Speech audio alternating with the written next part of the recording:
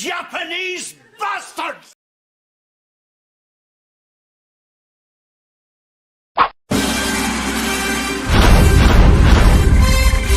From days of long ago, created by the cosmic legends of the universe,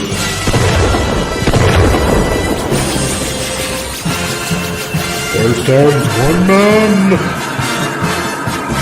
one great man, a man dedicated to preserving all that is good in pop culture. Loved by few, hated by many.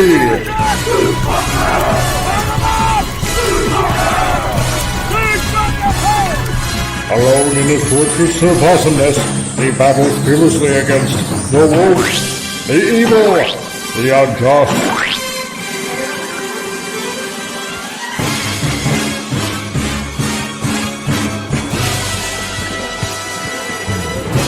To right that which is wrong, to stand for justice, to serve all mankind.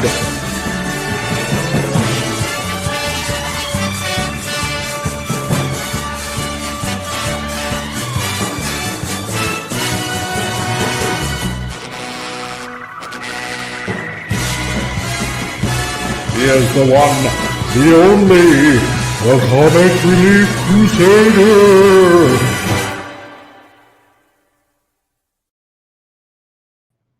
Hey everybody, how's it going today? It's episode 101 of Titillating Tuesdays, and you've entered the Geekosphere, and I am your host, the Comic Relief Crusader.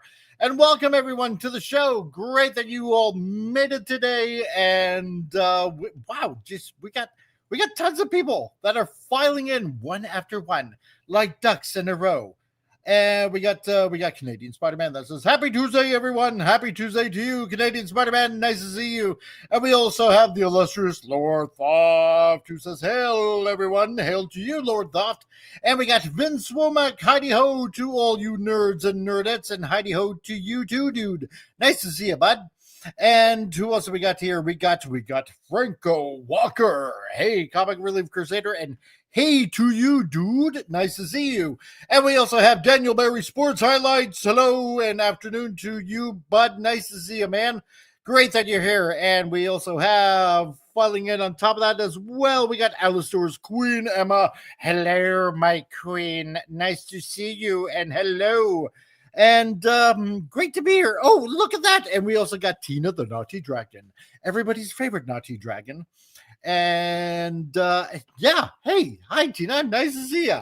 Great that you could show up today. Well, I hate to admit it. Yesterday it finally snowed. It finally snowed here in the Texas of Canada, Alberta here, and we got some snow that fell on the ground, and it's a bit of the crunchy snow. So, although I like the sound, I hate the cold, but yeah, what are you going to do? So, can't escape it. It had to eventually happen at one point or another. Damn it. And hell, Comic Relief, you can just call me Emma. Well, then I will just call you Emma from now on. So, yeah, so, you know, hope everybody had a great weekend over the well, you know what? Sometimes I want to say long weekend because, you know, I don't do a show on Monday. Not yet, at least. But I hope everybody had a great weekend. And let's welcome everybody onto the panel, shall we? If you're blue and you don't know where to go to, why don't you go where fashion sits? Sir Tom, how you doing? Hi. I'm awake again. So Yay. Okay. I know. Bear with me, everybody. If the sound goes weird, I'm on a brand new laptop. It's so nice. It's actually more powerful than my PC. I'm testing it out. So I'm sitting here on my couch, relaxing with everybody here in the room and in the chats. And great to be back, wide awake this time because I actually had a nice quiet weekend, advertising my calendar, selling, which I can't ship across Canada right now because of strikes. But anyway, I'm good otherwise, though. Just happy to be here and with a good group of people. Awesome. Are you stroking that new laptop? Maybe. Yeah. You are, aren't you? It's We all know you steel. are. It's steel. It's called a tough book. I guess you can drop it. It's done by the army. It's like really, it is tough. It's like, holy crap. It goes in minus weather. It can get wet. I'm not doing any of that, but yeah, it's quite the tough little book. Ooh, nice. Yeah. And now you can do 4K. Yes, I'm going to be doing that tonight, actually, editing my first 4K video and seeing how long it processed because the other one was just too slow. But we'll see. We'll see. Okay. And we got Pop Culture Republic. How's it going, man? Hey. Going well.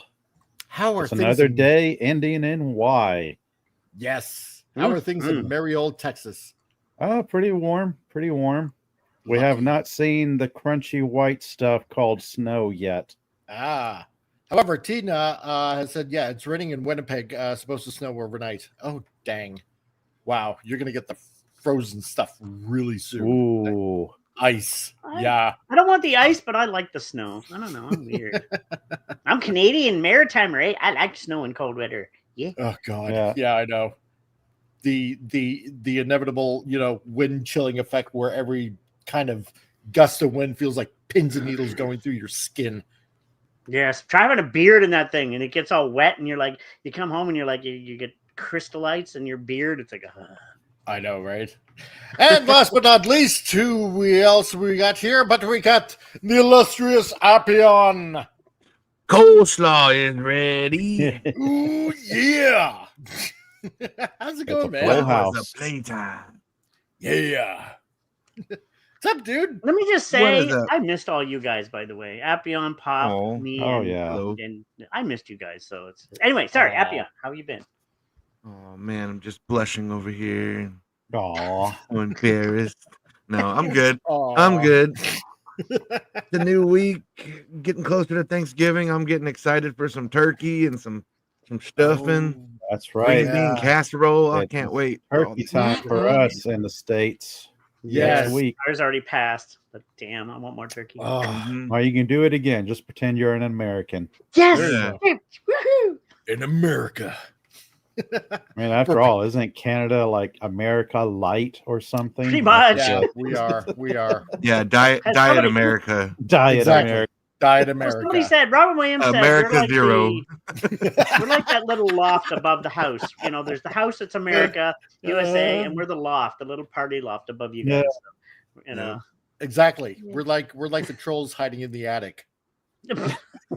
So yes, I'm an ogre. that's why I love being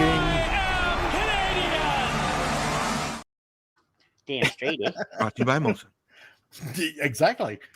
So you guys are preparing for a triptase coma come next week. So there you go. Yeah, turkey day for you guys. Awesome. Yum. Yeah. Sorry, not Gobble, sorry. gobble. There we go. And then after that, multiple Peanuts cartoons until Christmas. Oh yes.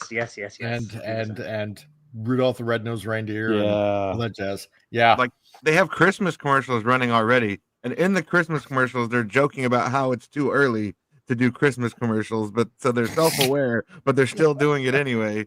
I don't know if it's me, but I've started noticing Christmas stuff out like before Halloween. Yes. Yes. I hate that. You guys have seen that as well? Yes. Yeah, it's like you have a few holidays to get through before that. No, doesn't I matter. know. No. It's like what was it last week? I think it was like a couple of days before Halloween. Had to go into Walmart to get something. The wife wanted to get a couple of things, and already the Christmas stuff is out. Yeah. It's like it's not even Halloween isn't even over yet. Well, they removed half the Halloween stuff out of the stores by then. I'm like, wait, they're still on. What are you doing? Yeah, it's like, come on, let's not rush this so many times. God, every year. I don't know what you guys' opinion. I'll just give you my quick 2 cents. I don't believe Christmas should be advertised until after Remembrance Day and Veterans Day. It's usually the 14th, I think, of each one. Like, we got to respect the veterans. And after that, sure, celebrate. You want to play your Mariah Carey's and oh gosh, I know garbage. The month of December can be Christmases. You can have December. Yeah. That's your month. But get out of Turkey Day. Get out of November. Exactly. It's not your month. And October especially. That's Halloween. Leave it alone. Vince Womack, you guys are weird. Last month you lobotomized pumpkins. This month you shove bread up a turkey's rear. Mm-hmm. That's right. You got to do it. You got to do it in order. You have Yeah, but to. the stuff you shove up their ear tastes good. I'm sorry. Did Americans invent the turducken? Who invented that? That's Probably. John Madden. Yeah, probably. We're gonna make a turducken today. Stuck a duck inside a turkey, inside a chicken, inside a. And slam it between two pieces of bread and call it a turkey burger or something. Yeah, exactly. Turducken burger. Slattered and bacon. He was probably egged on by George Foreman just to sell more meals. Yeah. So, Franco Walker, yeah, we already got Christmas movies on TV. Really? You've already seen Christmas movies on TV?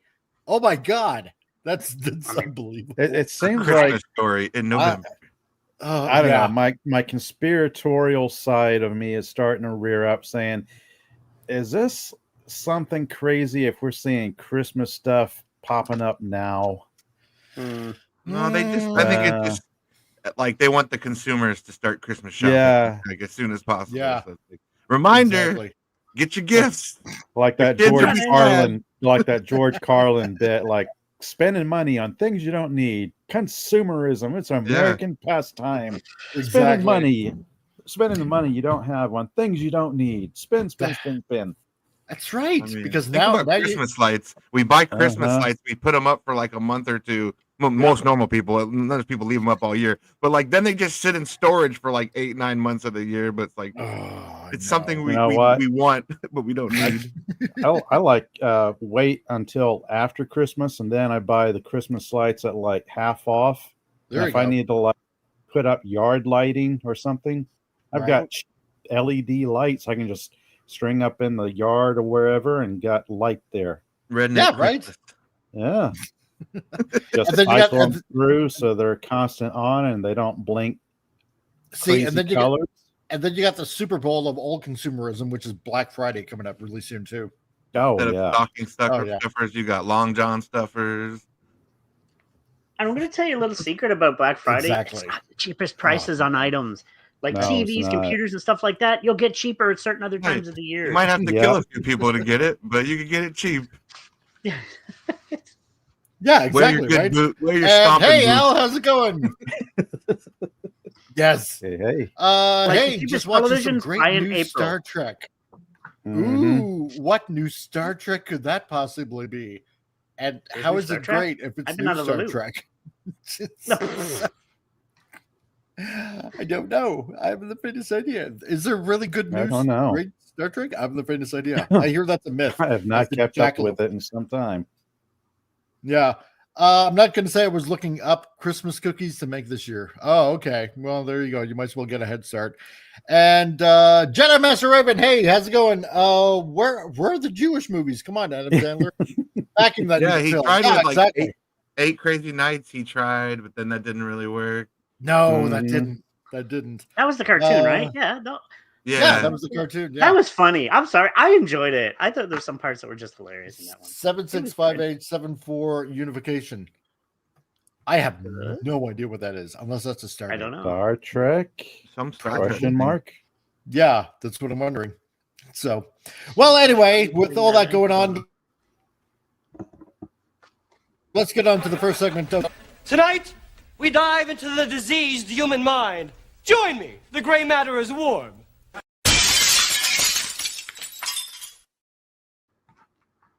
Did something just freeze? It just kind of froze on my screen. But everything just lagged a little bit there. I was like, what's going on? No, seems okay to me. Yeah, I'm blaming the postal service for being late. Let's see. Yeah.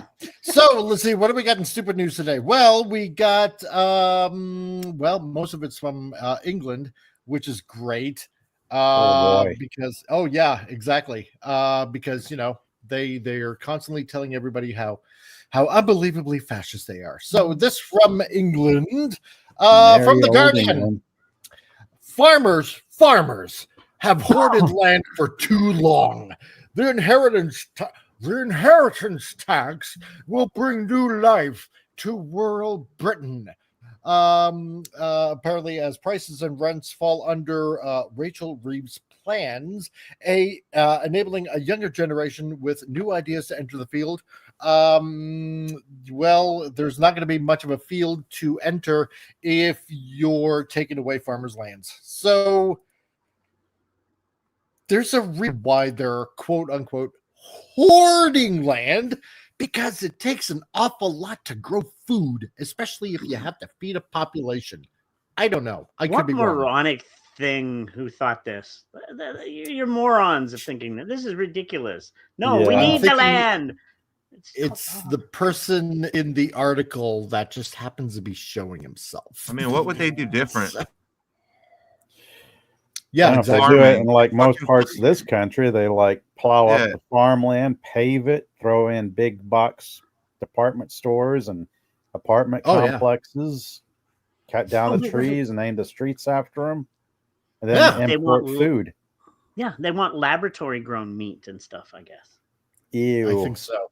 Yeah. Yeah. Nope. you I can't mean, take that. I mean, Yeah. we're never going to have any more Shaun the Sheep, episodes or anything like that. If you take that away from farmers, No. you really want that No, to happen. save Shaun the Sheep. Save him. Exactly. That show with Oh. Paris Hilton and Nicole Richie running around a farm trying to act Oh like God, yeah. farmers' daughters. Oh God, I remember that show, and I'm thinking, Uh-huh. sure, this was my introduction. That show was my introduction to how pathetically stupid the rich are. Yeah, It they was. leaned into it a little Yeah. bit, but yeah, Yeah, for entertainment man. value, I think I hope they acted stupider than they really were, but I don't know. I don't know them. really, honest to I- God, hope so. I have I hope to spared God nobody's myself not- that bit of entertainment. Oh, that was a good time in a American TV. Yeah. But I mean, the thing was, they called it a reality show. So, Oh, yeah. yeah. How Well, real look at was it? where we're at now. Look at where the extreme left is on the internet, and the internet people are. So maybe it was a reality show. Yeah, What- probably was. Mm. Oh my God! But Oh, help us.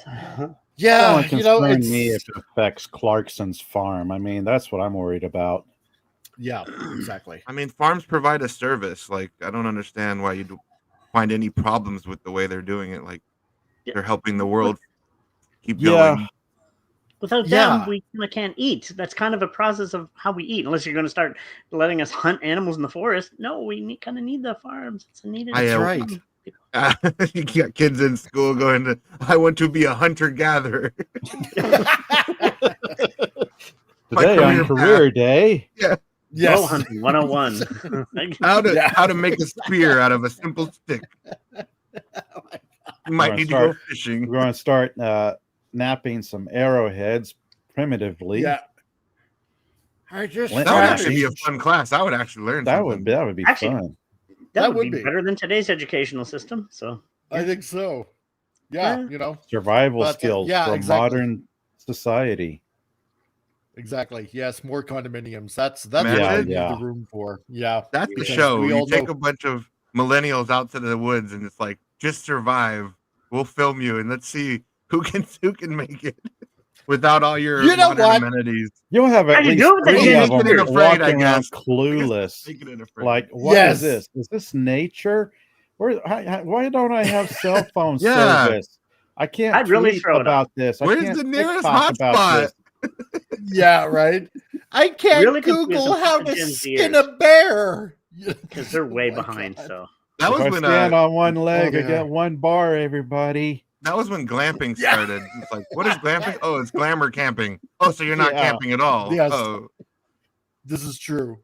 I like the fact that years ago, up here in Canada, you guys have heard of Survivor Man, right? You know, this guy that goes into remote locations. Yeah. yeah, basically like Man versus Wild. tried- But like, yeah. Yeah, exactly. It's like Man versus Wild. And he did this one show up in Canada where he would take a bunch of youngsters, a bunch of teens, like in their early teens and stuff like that, and he would take them out in the middle of nowhere and teach them how to survive. You try that nowadays, and no, nobody would survive. Nobody, not one person. Mm-hmm. It's just, unless you just happen to be one of those level-headed millennials from which there are probably few and far apart. Yeah, if you are, Well- good on ya. But for I'm the going to say most this right now. part, some of these things that food just magically appears in grocery stores. I don't know. And that being said, hey, Lurch Troll, I guess you're new here, so welcome to the show and prepare for the insanity. To which he says, I'm a millennial and I didn't have a phone for years. I lived in the desert with no power for a while. Wow. Let me go into this. My 2 cents. I find go. millennials have plateaued out where they're closer to Gen Z because they're not. I think the Gen Zers is the ones you want to really throw out in there because they're lost. They're too new. They wouldn't know anything. Millennials have kind of got a little bit of knowledge directed from us Xers, but I find, dude, the Gen Zs, they'd be lost. They'd be like, because they're totally into that. Big time. Yeah. I'd say go after the Gen Zers. That'd be the fun one to watch. It's like, totally. So we got that. Yeah. So apparently farmers bad and hoarding land is bad. And we should just eat, I guess, maybe 3D printed meat at this point, just like Bill Gates wants us to. So that's just, screw you. Can I give a point? Yeah. We do this here in North America, and it drives me crazy. About land. Anybody know? And I respect natives 100%, but you get a lot of people doing these when you introduction. By the way, we were on the land that was owned by Mac. Why do we care about that?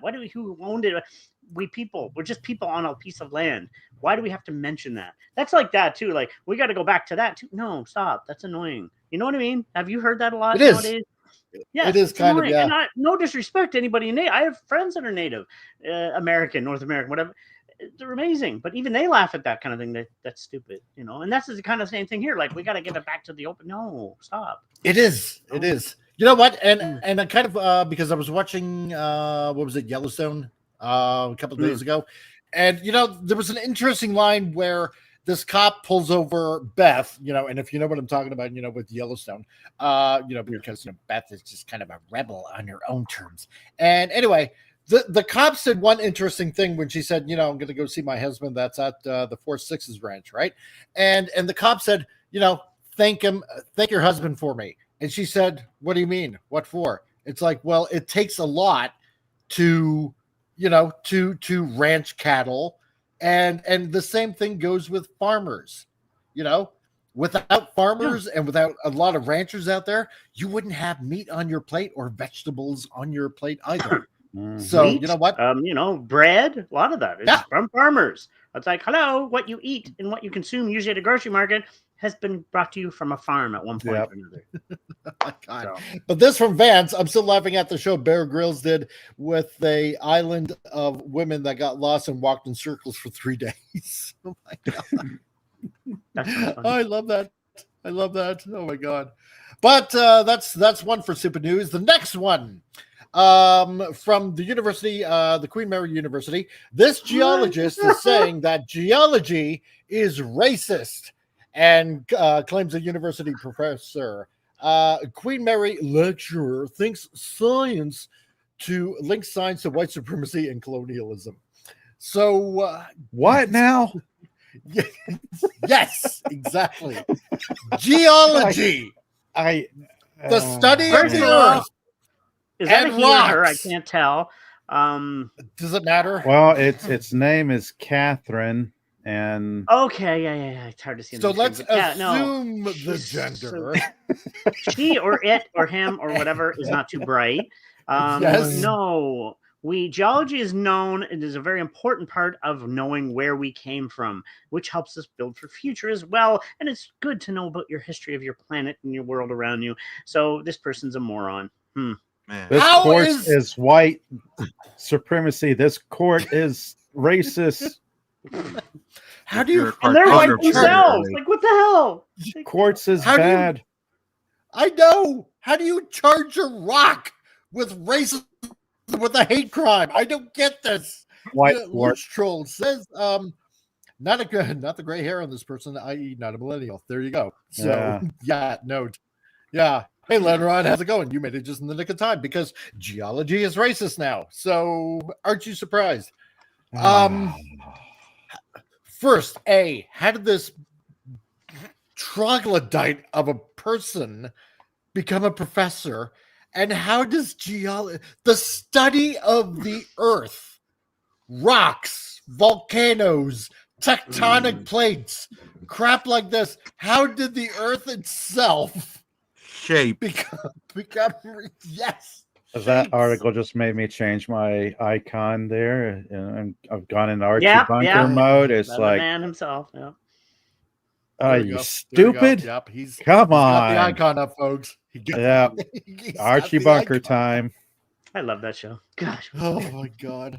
I But know. yeah, no, this is Yes, rocks are racist. Everyone knows that. Oh well, I'm sorry. I'm out of the Get loop. that audio you know. clip from Shrek where Donkey is saying, "See that boulder? That's a nice boulder. I That's like a that nice boulder." boulder. That's a nice border. But those They other look like they're boulders, those totally are funny. racist. Pat Wannabe. Okay, so they're going to blame all mistakes on white quartz. Yes. Ah, The white Oh quartz my god. made me do yes, it. that's so true. then you have a rock doing blackface, Yes. and it becomes a big old thing. This rock is black. Oh, It's racist. I get it. No. I get it now. It makes complete sense. And hello, lovely Sherry. How's it going? Nice to see you. Okay, because now the circle is complete. Okay, this makes complete sense. Thank you, Padawan, does it for now? pointing this out. Yes, it does. It actually does now. Okay, How? What?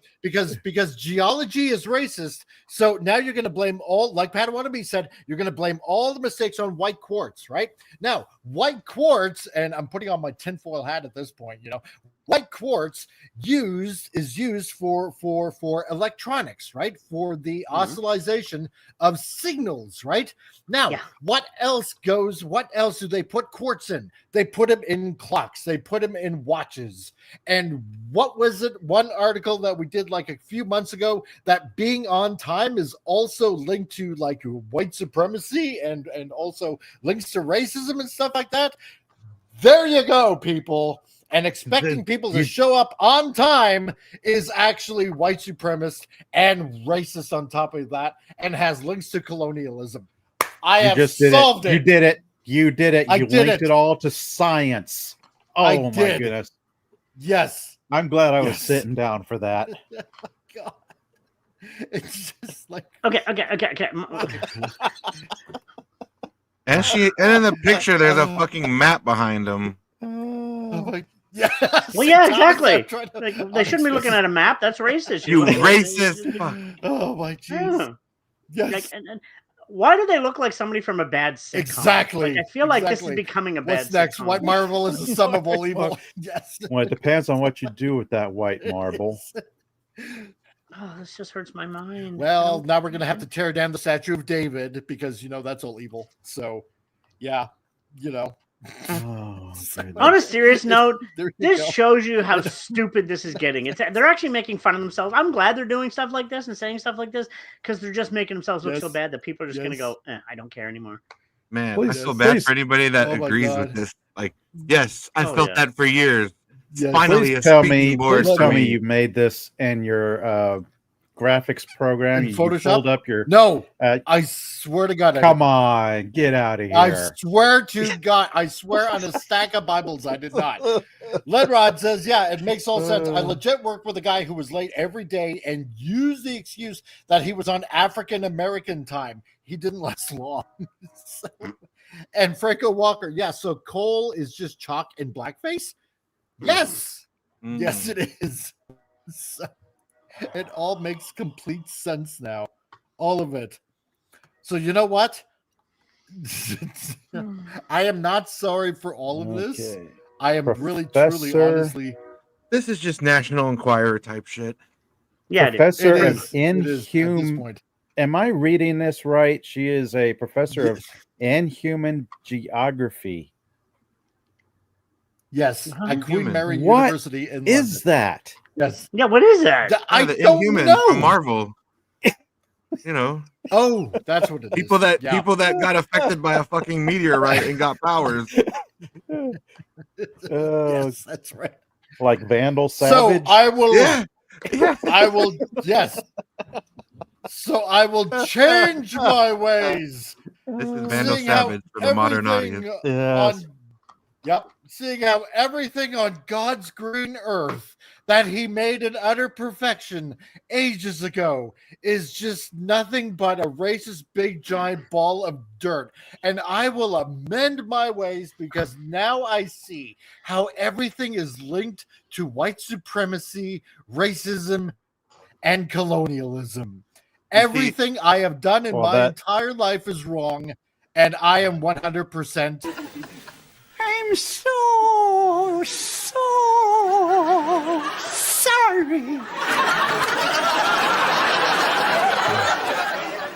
Now that's sarcasm.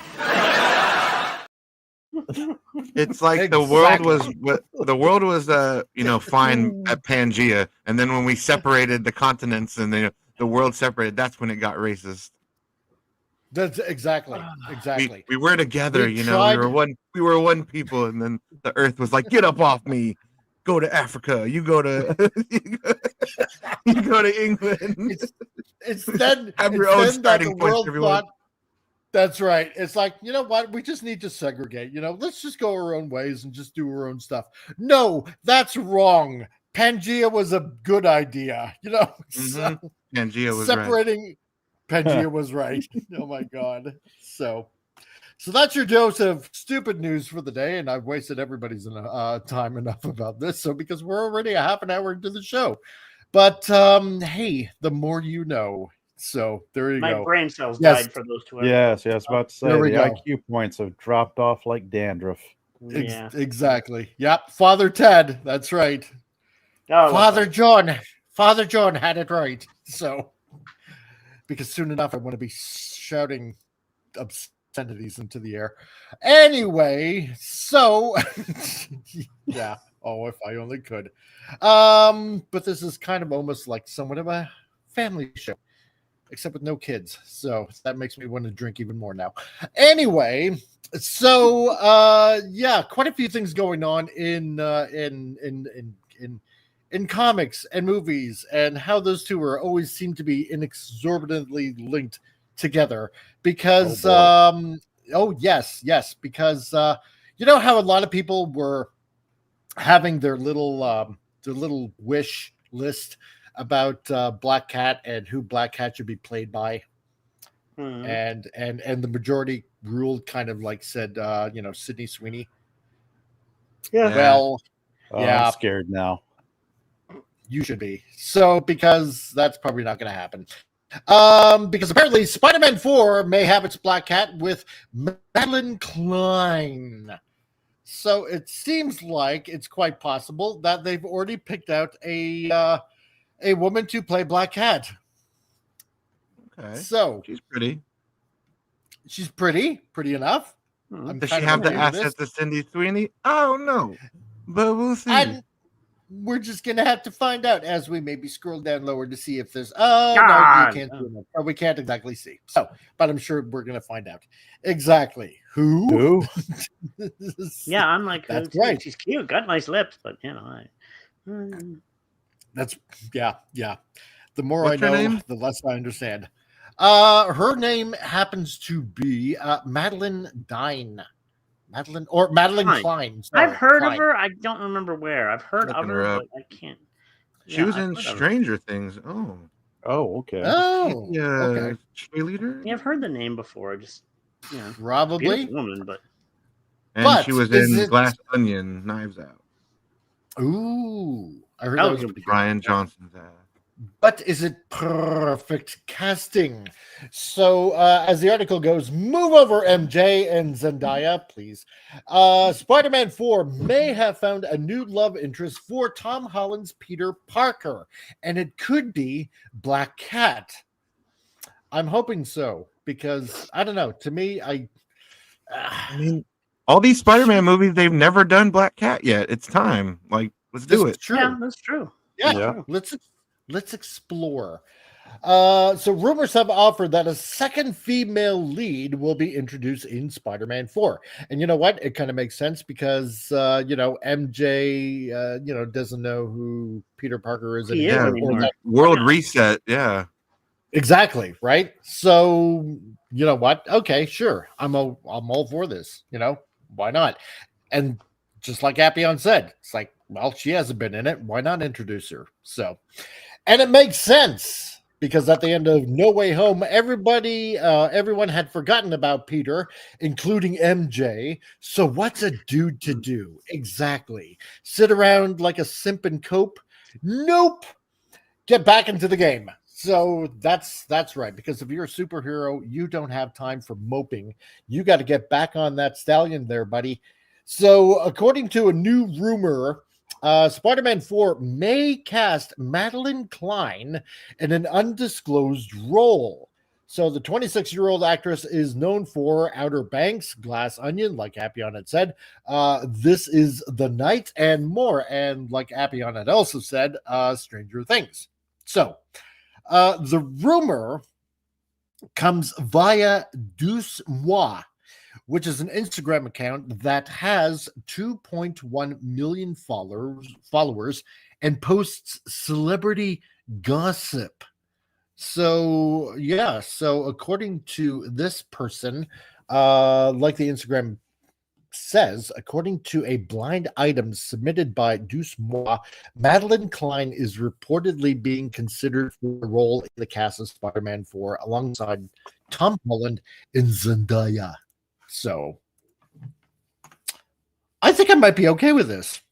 I mean, yeah, she's not the biggest name, but everybody's got to start somewhere. I mean, exactly. Expect everyone to just be super famous. Like, you know, some rising stars have to occur, and she's pretty enough to be Black Cat. She's, you know, looks like physically she's got the looks, but yeah, we'll see if she can actually pull off the characters, like mannerisms and all that other stuff. Yeah. I think it's I you know, where everybody in the cast already is, you know, pretty young looking. This fits. Yeah, that's not bad. I'm gonna say oddly enough, this fits. So Lenrod says, yes, something looks off in that shot. Must be shopped slightly. Yeah, probably. I sent you a picture of that. The picture at the beginning. You can take a look. It's in your X. That's a better picture of certain things. A little bit better. Oh, so now you're gonna make me go into Facebook and do some research now. Damn it! No, X. It's on X. It's on. Oh, on X. She's also in a series called Outer Banks, which isn't too bad. Oh, okay. Huh. Yeah, lovely Sherry. Zendaya was such a bore as MJ Michelle Jones. You know what? I'm gonna have to agree with you on that. I do. Yeah. I kind of do. You know, I'm expecting when I'm thinking MJ, and yeah, even though they changed the name to Michelle Jones, I don't know. It's just I want my red-haired MJ, not MJ. Yeah, she didn't really have a character beyond like being Spider-Man's girlfriend. Like that was it. Like, yeah, at least like Kristen Dunst, like she was trying to be a singer, and there was all these other like her own personal journey she was trying to go on. Like in the Zendaya's case, it's just what's Spider-Man doing? What's he up to? What's he gonna do next? It's like, yeah, that's nice, but like you don't have any personality other than that. Right, a character with depth. Yeah. Gasp. Yes. Yeah. Heaven forbid. Oh my God. And Lenrod, you got to get going, dude. I suppose time for work later to you, Lenrod. Thanks a lot for showing up. And yeah, just catch it on the rewind, dude. So have a fun time at work. However, Vince, does not have the it factor. You know what? I want to see her in the suit first. That's fair. In the suit with the whole mask on and everything. That's completely fair. Yeah. I'd be okay with that. So okay. So Tom shares a picture with me. Yeah, so this is a little better image. Yeah. From Revlon. Damn, she's I'd say. She's pretty. I'll give you that. I mean, she's not too big, but she has nice fronts. So it's like I like them that way. It's like I think it's she holds her own. You know, but that's because now that's what I'm wondering. Is it because she looks more model than actress? Well, she is a model too. She actually is a model Mhm. also on top of that. So she actually has. I'm Yeah. reading up on her just quickly. She has modeling and acting ability. So and I can see the modeling. She's a very attractive woman. So yeah, looking at her That's IMDb or whatever, the Wikipedia saying she's had minor roles in like the original Stranger Things, just 2 or 3 episodes here, but in Outer Banks, that's a main role for her. So she's active throughout all 4 seasons of that show. Well, this is kind of like a breakout thing for her in the films. So this is, something. Mhm. So in a way, she's young and upcoming. So I actually like that. Give somebody new a chance. So somebody new. I suppose. Yeah. However, Vince is saying, can we have a Gwen moment with MJ? But no, Garfield had to catch her. Oh my God. Me personally, I like that because it redeemed the Gwen Stacy death in the Amazing Spider-Man. Yeah, and I did totally like those agree with movies. that. So, but yeah, I'd be willing to give this a shot at least, Yeah. and see how she performs on screen. And yeah, like Appion said, put her in a costume, see what she looks like, go by fan reaction. If everybody likes it, then yeah, go for it, try it out. Let's be honest. I'm sorry, but there hasn't been a bad Spider-Man film with Tom. I don't think. I mean, there have been but there hasn't been anything that's like it's garbage. You know what I mean? So it's like nothing that's his fault. Yeah, exactly. Right. Exactly. Unlike Spider-Man 3 with that Venom and They Sandman, just put too much in there. And it was like, yeah. What was Venom doing? He just stayed in Peter's closet for 2 weeks. I know. That doesn't make sense. No, That it was doesn't. Studio interference. It's exactly. Although I did like Sandman. I did like his whole character arc in that, because I really felt for the guy. However, with Topher Grace's Venom, it's like, no. He literally goes and begs God to kill someone for him. I know. Hey, God, will you kill Peter Parker for me? I don't do murder on request. Like, I don't smite people for you. Like, yeah, it's like please, you should have went to Mephisto. Yeah. My God. What did That's he do? where you should. He embarrassed me. That's all. Yeah. He made me look like a poo-poo head. You made me lose my job because of the fake photos. Fake news. All you did was fake news, Brock. For that, I'm not killing Peter. You're going to have to work this out yourself, okay? Fake news, that's all you are, right? So go find another job, you lazy bum. So that's all God could have said. It's like, no, you lied. So I'm not going to kill Peter. I'm going to get Peter to kill you. How about that? In an accident. Yeah. So he kind of self-deletes. He wants to be with Venom so badly he jumps in the explosion. Yeah. Yeah, exactly. It's like, wow, you're committed. So God. He loved him so Madeline was part. That's right. Madeline gives me some Russian vibes, so maybe she could play Silver Saber. Yeah, you know what? I'd be okay with that too. That'd be all right. So I'll be honest. That's a role she could grow into maybe later on. I'm looking at her Instagram. I'm going to say one thing about her. She doesn't do anything overly sexualized. It's all classy. She seems to actually choose her work. There's nothing super tight outfits, right? So I actually have better respect. Yeah, like, I mean, she seems to actually just model normal, nice outfits. Some of them are sexy, a little bit of sexy, of course, but she seems like a down-to-earth girl going to football games. She dresses, beautifully, but nothing like women nowadays that wear pretty much your panties to a gym, or you know what I mean? Like, she actually seems to have a little bit of class to her stuff. I really like. Wow, so kind of down to earth. Yeah.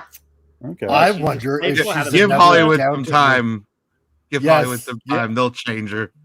Exactly. They'll ruin that. Enough money will make you do almost anything. Well, I'm glad there's somebody new coming in. It's about time. Get somebody new. She's beautiful. Like, why not?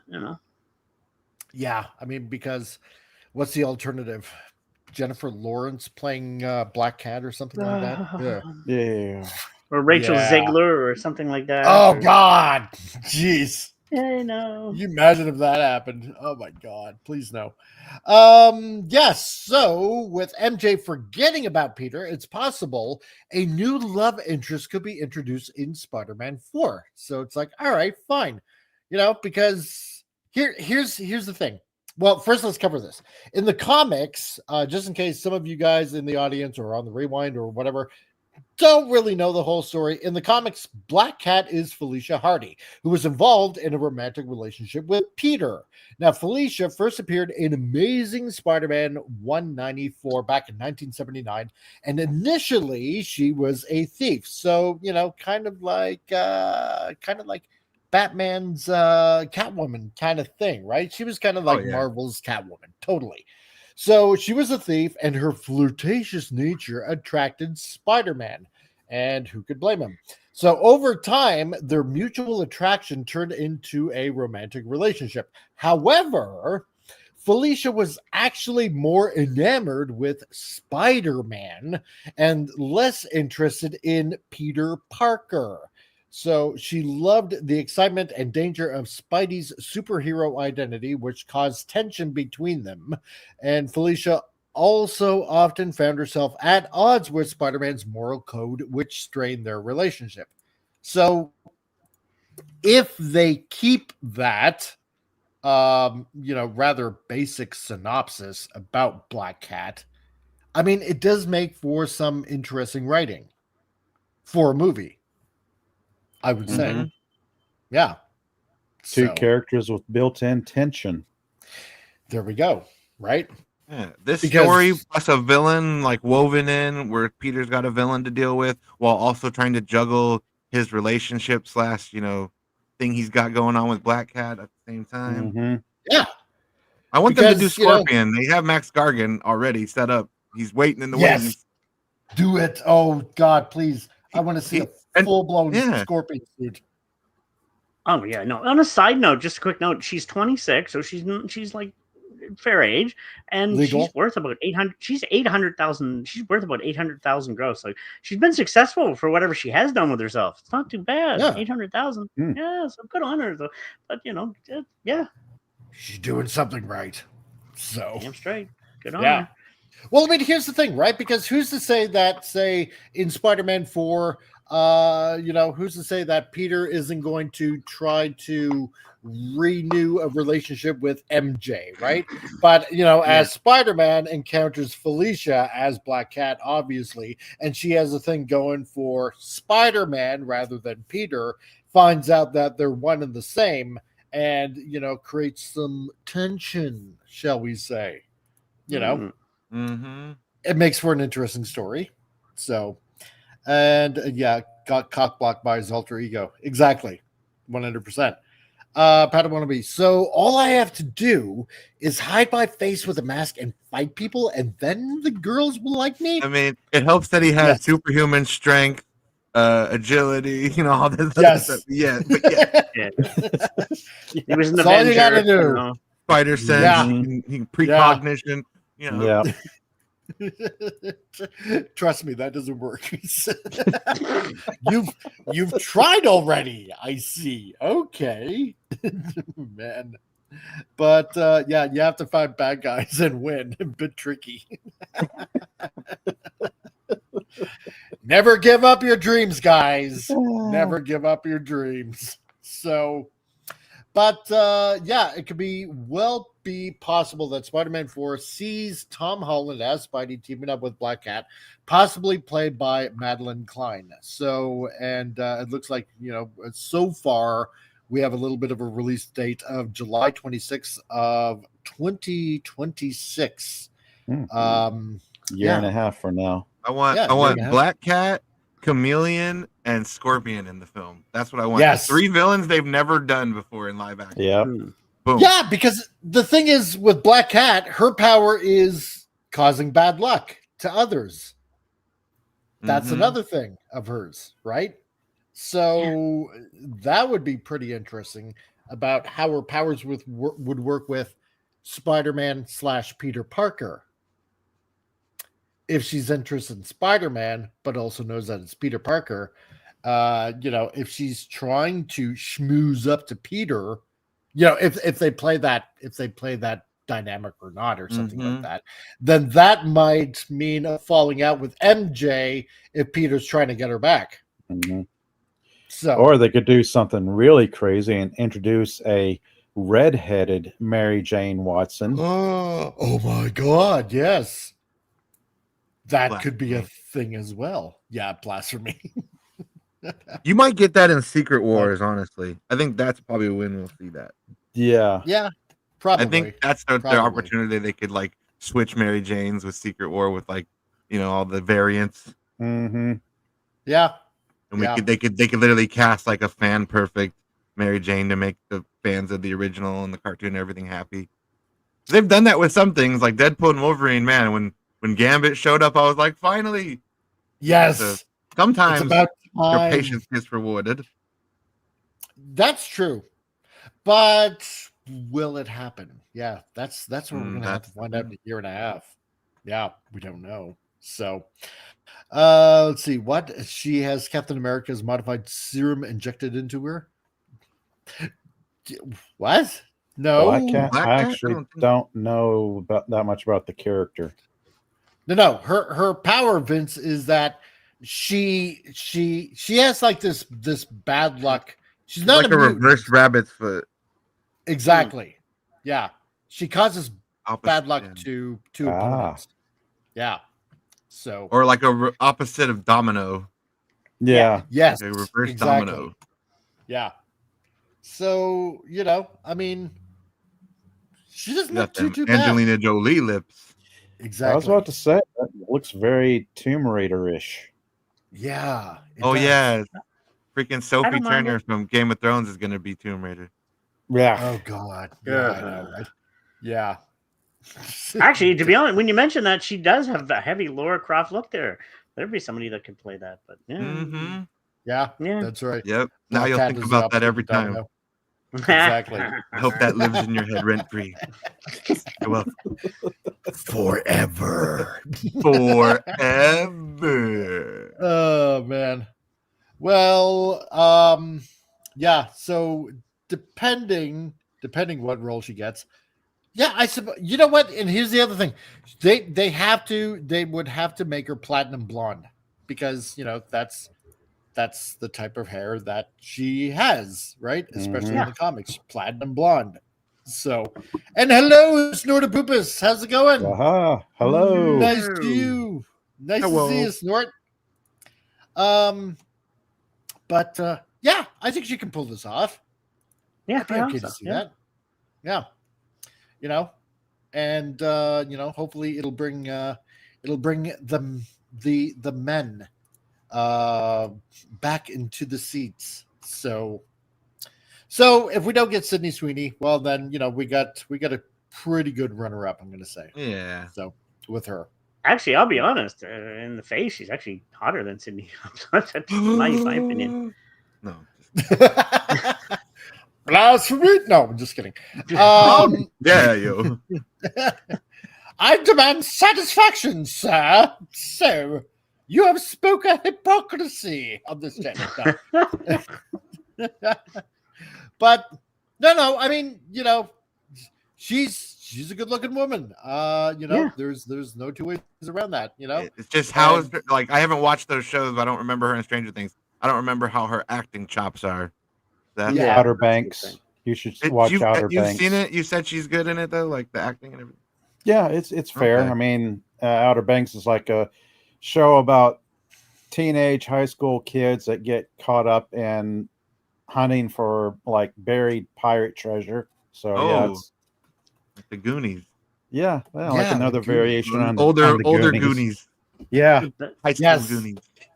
Yeah. But we'll have to see what happens with this a little later on. So hopefully somebody somewhere makes the right choice, and not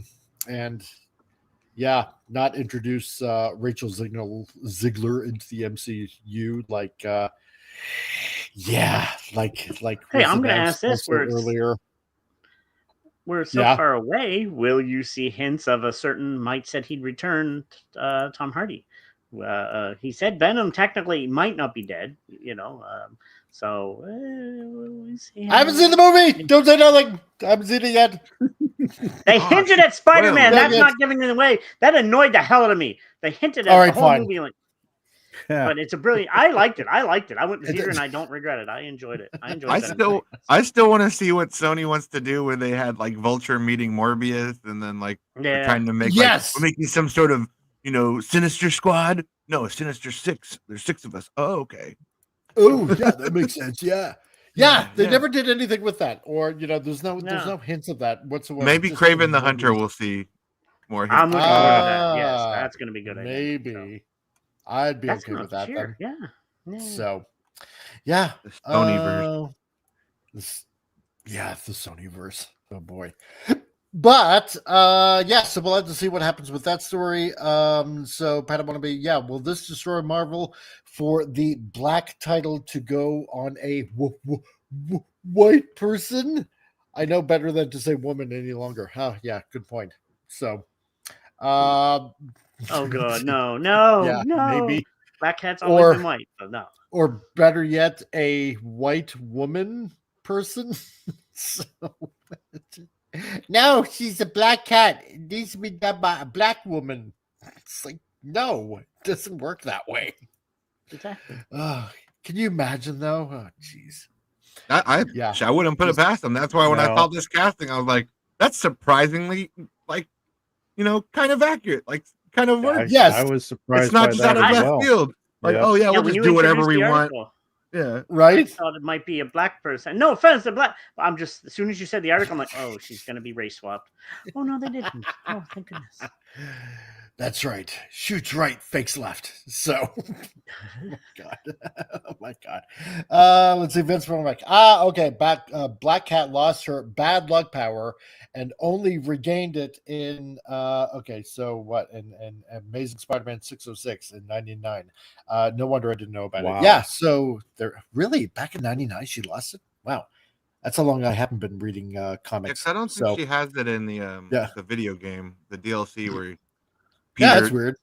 Peter knocks her up while he's in a relationship with Mary Jane in the game, and he has a baby. He has a freaking baby with Black Cat. Right. I like this. I so like this. African American cat. Meow. Oh, we know the acronyms. It's POC cat. It's a POC cat. What? No. Yes. Then who should be playing it then? Oh my god! You know who that played the other Catwoman? Oh, Halle Berry. And that Halle Berry. God, yes. Hey, Halle Berry, we have a new movie for you. You're gonna play a cat burglar named Black Cat. I feel like I've done this before. You have. It's slightly different. Yes, it's the same but different.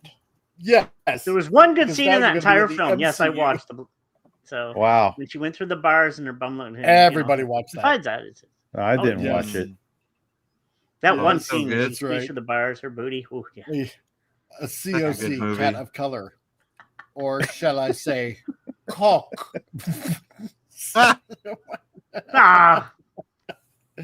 Oh my god! I don't know where that was going, but okay. Anyway, so see now we're pretty much so much for at the top our PG of the hour. rating. Yes. Oh, yes. Let's take a brief. I know, right? Well, that doesn't really matter anymore because when I made this YouTube channel, I made it not for kids. So I'm past that hurdle. So let's take a brief commercial break before we get on to the next article. の牛乳をできる限り早く子供たちに届けたい。そんな思いから酪農牛乳は配送にもこだわっています。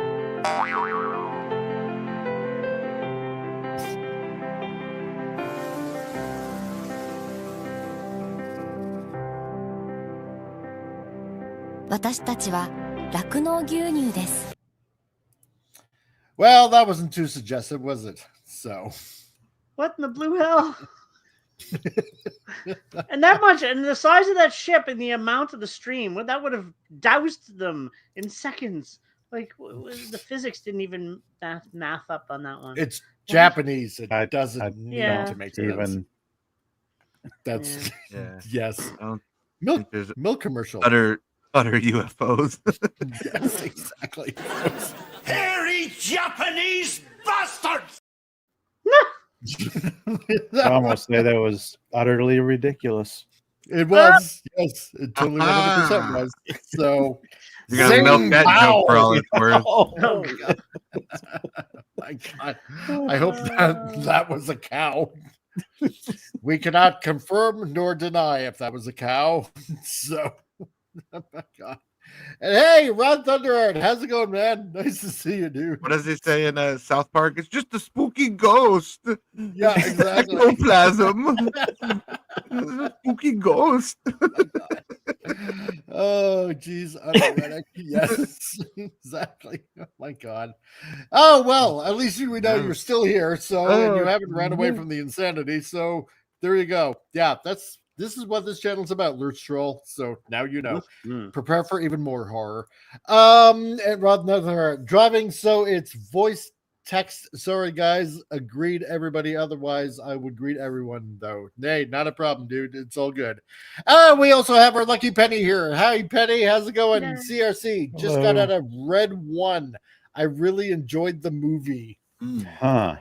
I'll say bad things about that movie. But I haven't seen it, so I couldn't make my own opinion yet. Yeah, same here. Yeah. I mean, I'm hearing some people hate it. It's like low rated, but other people like it. So yeah. I'm hearing people compare it. It's like Hellboy, but with Christmas monsters. Like there's like a secret society with like trying to defend the world from Christmas monsters or some shit. I don't know. My God. Is this the Dwayne Johnson movie? Yeah, the movie he got 50 million. Okay. $50 million he got paid. Wow. Yeah. Quarter of the budget. I will tell you right now, I have no inclination to go see it. I'm sorry. I have I'll watch it when it comes elsewhere. However, Penny, I'm glad that you enjoyed it. I am. Honest to God, I'm glad that you enjoyed it because, like I say on the channel, if you like it, you win. And that's the whole point, right? Don't let anybody else tell you what you can enjoy or not enjoy. To me, I don't know. This just, to me personally, it just looks like a stupid Christmas movie. That's just me. Yeah, I mean, there's an audience for every movie. That's true. But I'm not calling you stupid. I'm glad that you enjoyed it. So it's just not. I thought this was part of the Red Notice. Like I thought this was like a sequel to Red Notice, the movie he did with Ryan Reynolds, but it's like completely different. He just happened to name two movies Red something. Red 1 and Red Notice. Yeah. I don't know. Or Red with Bruce oh goodness, the name escapes me. Yeah, Red, Retired Extremely Dangerous. Yeah. Those movies. Yeah. And if you're new here and if you happen to be still hanging around, then I'd appreciate it. Yeah, if you want to go ahead and subscribe, I greatly appreciate it. And hit the notification bell because it allows you, or it should allow you, to know when more videos are up. And hit the like button because it really helps. And you know what? If you want to give a super chat, it also helps as well. So to keep the channel going and to make me feel somewhat relevant. Not that I have to. So, but anyway, on to cool. So I always feel like I'm playing a slot machine when that sound kicks in. I know, right? So, about to win big. Yes. Cha-ching. And to the I find it on the high seas. R matey. R. And yep, that's right. Everybody has their secret guilty pleasures. That's right. Yeah. You know, and everybody should have them. You know, Blind Fury. Ooh, there you go. Rutger Hauer. Speed Racer. Agreed. I like that. I do. Yeah. I thought it was a fun movie. Yeah. Anyway. Fun. Yeah. Ready to Rumble is always going to be one of my favorite guilty pleasures. Movies. Yeah. Especially because I was so into wrestling as a kid. That movie just clicked for me, man. Like, yes, I love that movie. It's so fun. But anyway, so next article up for bid here is we've talked about Batman before, especially when he appeared in The Flash. However, this one is a little different because a lot of people only think that Bob Kane invented Batman. And that's not exactly the case, because the granddaughter of Batman, co-creator Bill Finger, because he next to never gets any recognition whatsoever, launches a GoFundMe to get him a star on the Hollywood Walk of Fame. So, because obviously Bill Kane has one for being the creator of Batman, but Bill Finger for ages didn't get any residuals, or at least his family didn't whatsoever. He was generally almost always left out of being co-creator of Batman, and a lot of people actually do not know this. So, and I really honestly hope he does, and I hope that more comes out. So, this is about the Bat, and wasn't Batman going to be public domain soon? Oh yeah, in about 10 years. Yeah, so better do this now. Oh yeah, Superman and a few others, I think, actually. Yeah. Oh yes. Watch when that happens. That's going to be amazing.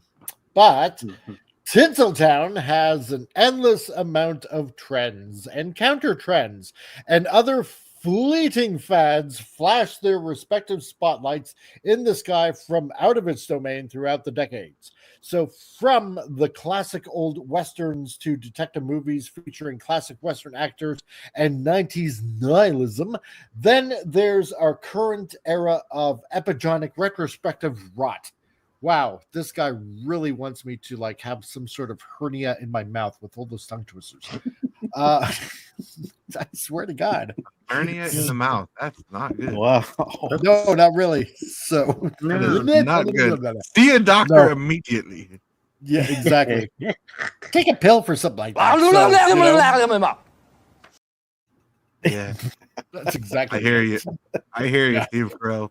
Mm-hmm. Exactly. That's right.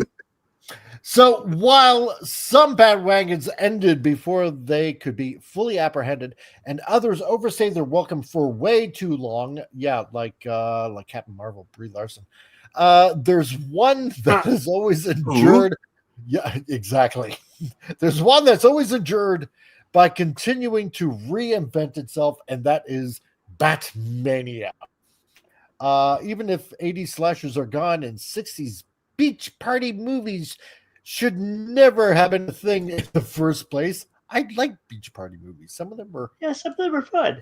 Some of them are fun and pretty hot. Yeah, I don't know. 80s slashers aren't really gone. I don't know. They might be less frequent, but they're not gone.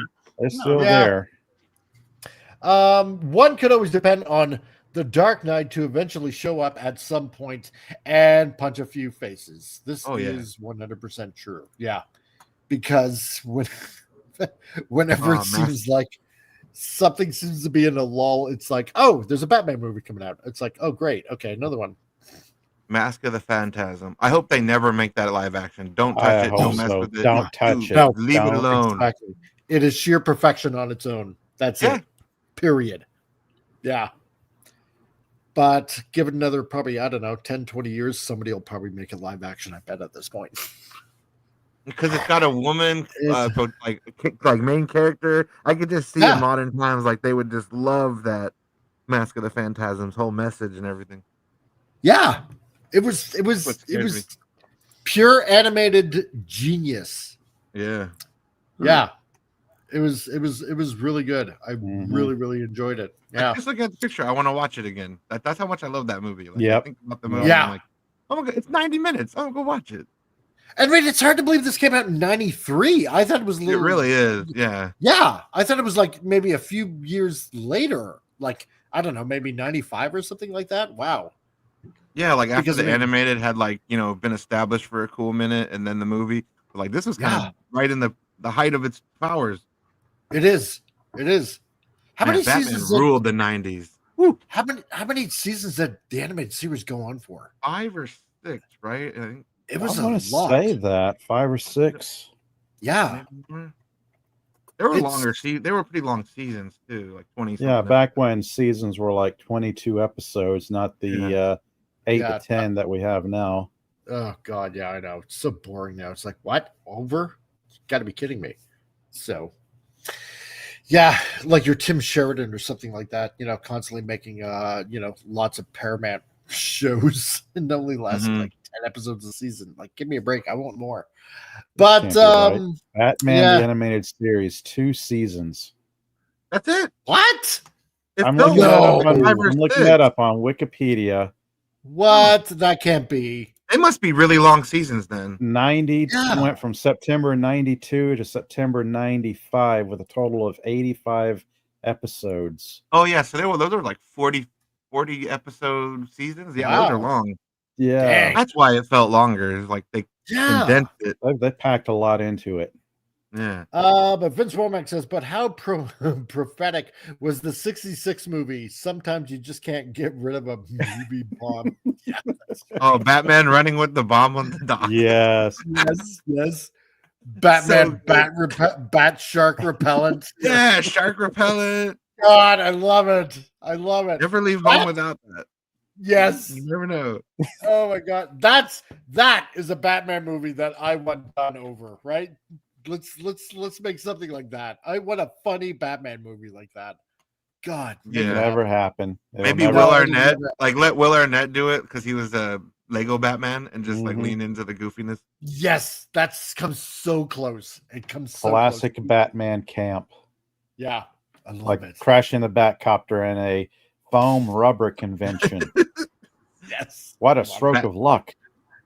Batman gets like drugged up and he's like dancing all crazy and the dance meme, oh glorious. Bat to see, yeah. Yep.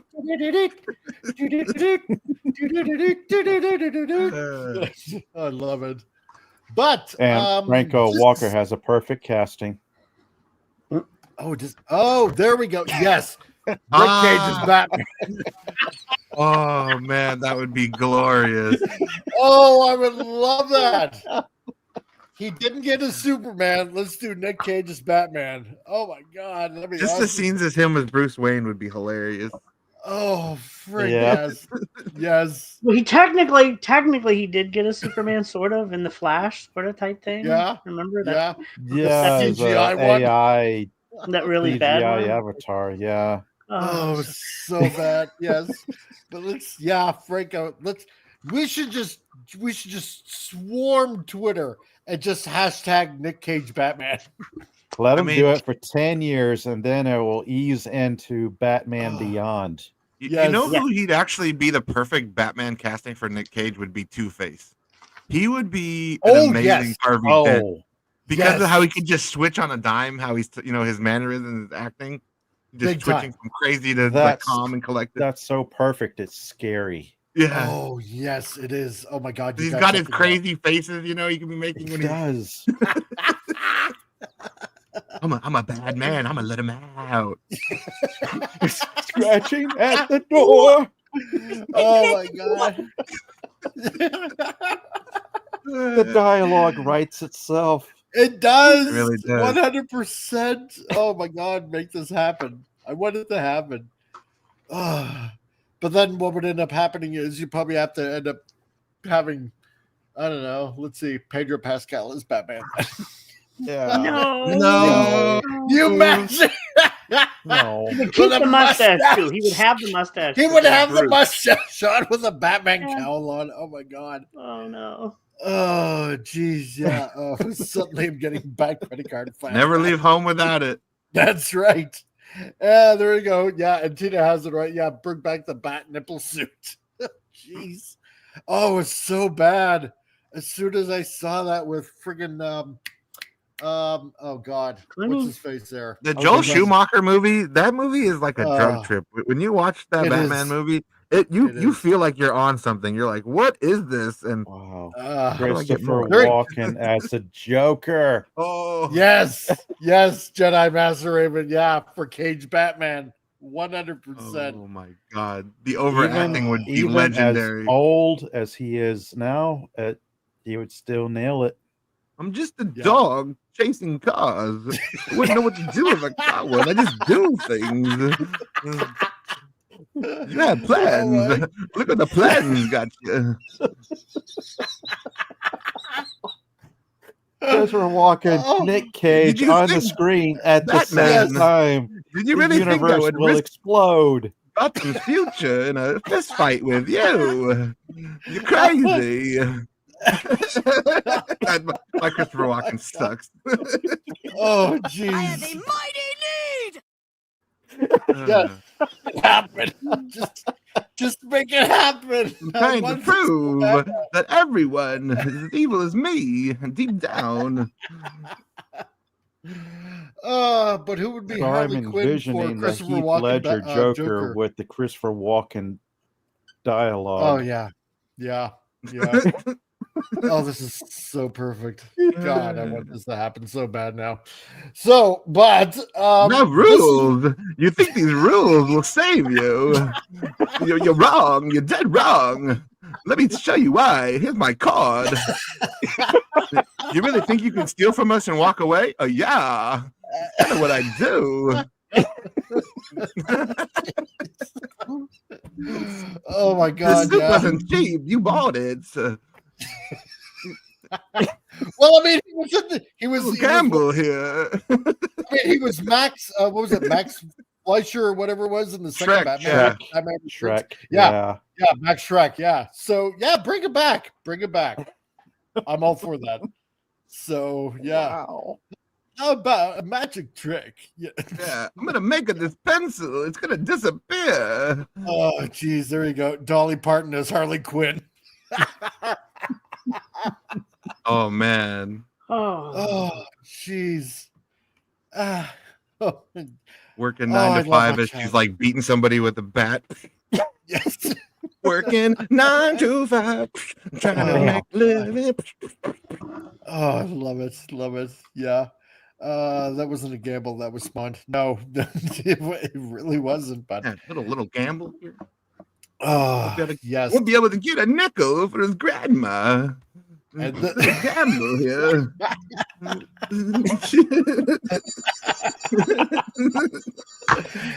And this is why I love my chat so much. Thank you, all of you. Gamble. Because I want to know how I Clear got quality. these scars. It's a funny story.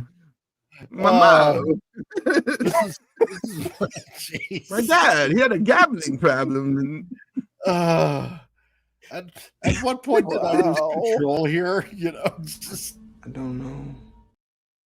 yeah. Oh, An yeah, this is apocalypse and an X-Men Yeah. movie. Oh my God. You hated But it. this is I why guess we should Hollywood's get back to the article, right? Oh yeah. maybe Yeah. I don't know.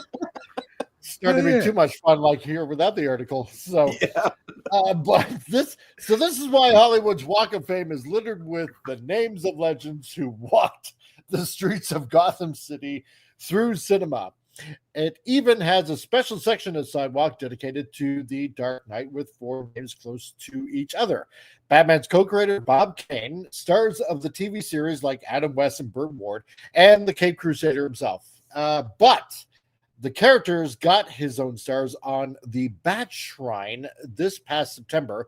That web slinger from New York can't make such an amazing boast. Yeah, I mean, even Spider-Man doesn't even have that. So nor can that farm boy from Smallville.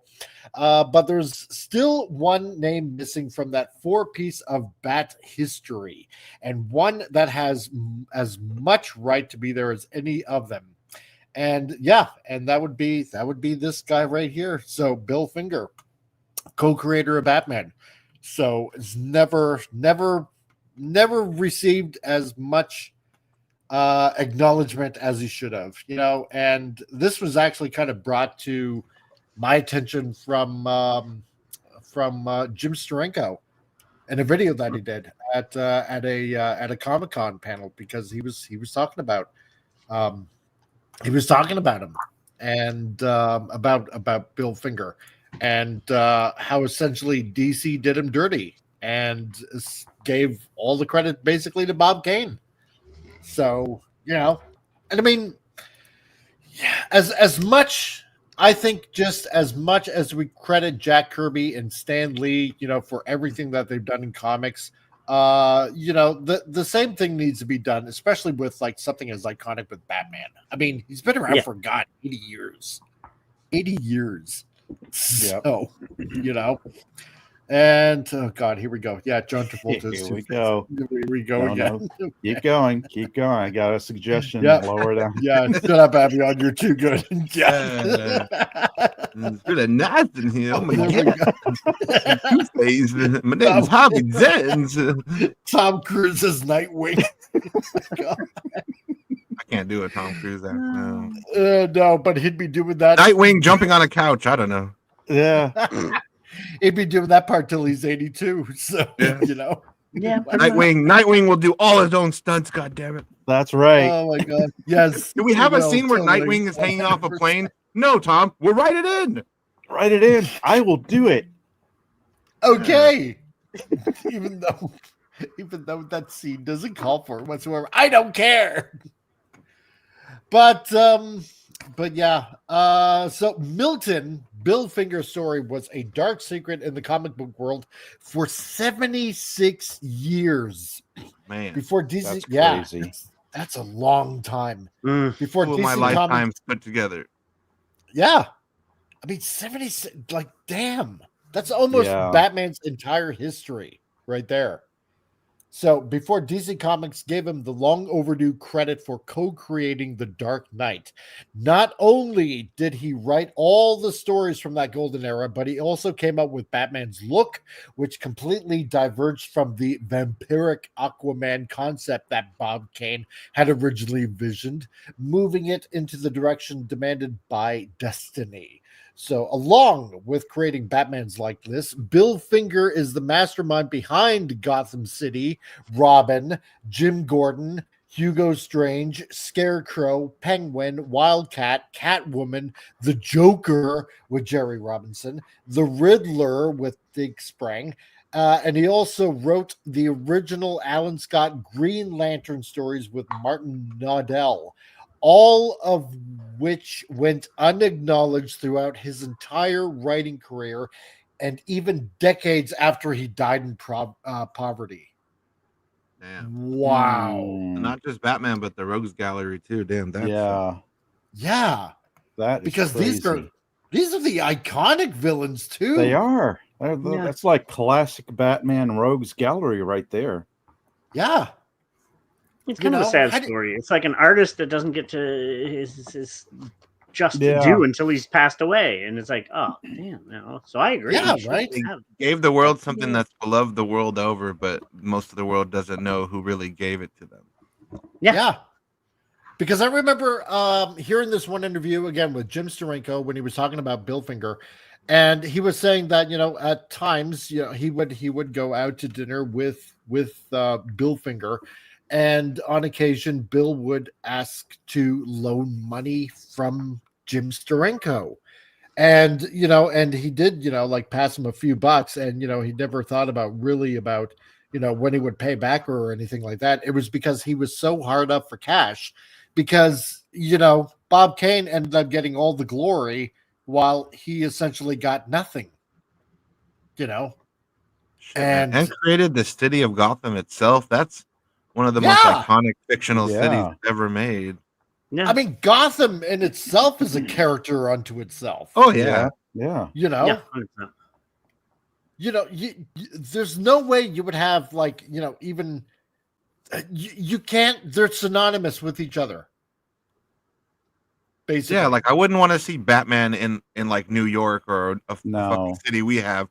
That's not Miami or California or something. Yeah. No, Gotham. Yeah, it's in Chicago, but they changed the name. But yeah, you know what I mean. It's like I don't want it to be called city names that we know and we're familiar with. It makes it feel otherworldly and more fantastical. With that crazy Gothic art Deco type. People are obsessed with big fucking gargoyles on their buildings. And exactly. I mean, it's just not the same. If it was like in a comic book, like Batman looking all broody and all that on the building tops of New York City, it just doesn't have the same punch. I mean, that's what I think that the Tim Burton movies, they really nailed the aesthetic of Gotham. Like that's the Gotham I like to see with the statues and the big. It felt like Gotham.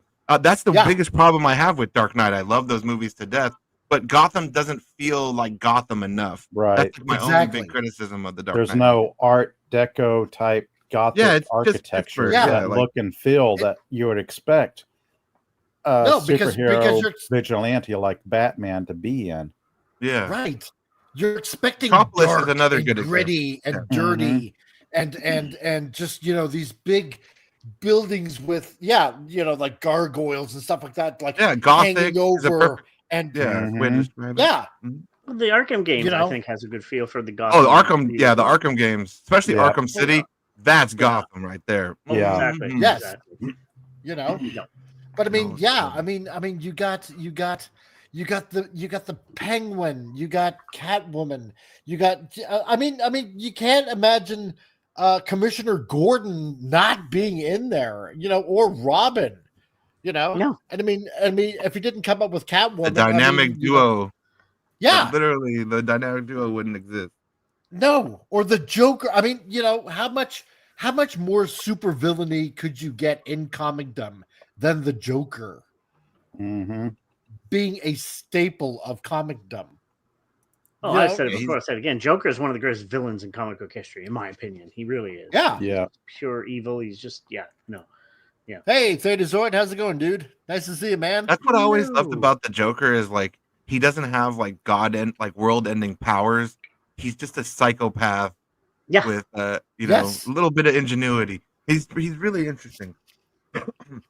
Same with like why I always love Batman as a hero is like he's literally fighting with Superman, who's literally a god, and he's fighting all these other people, and he's just a man.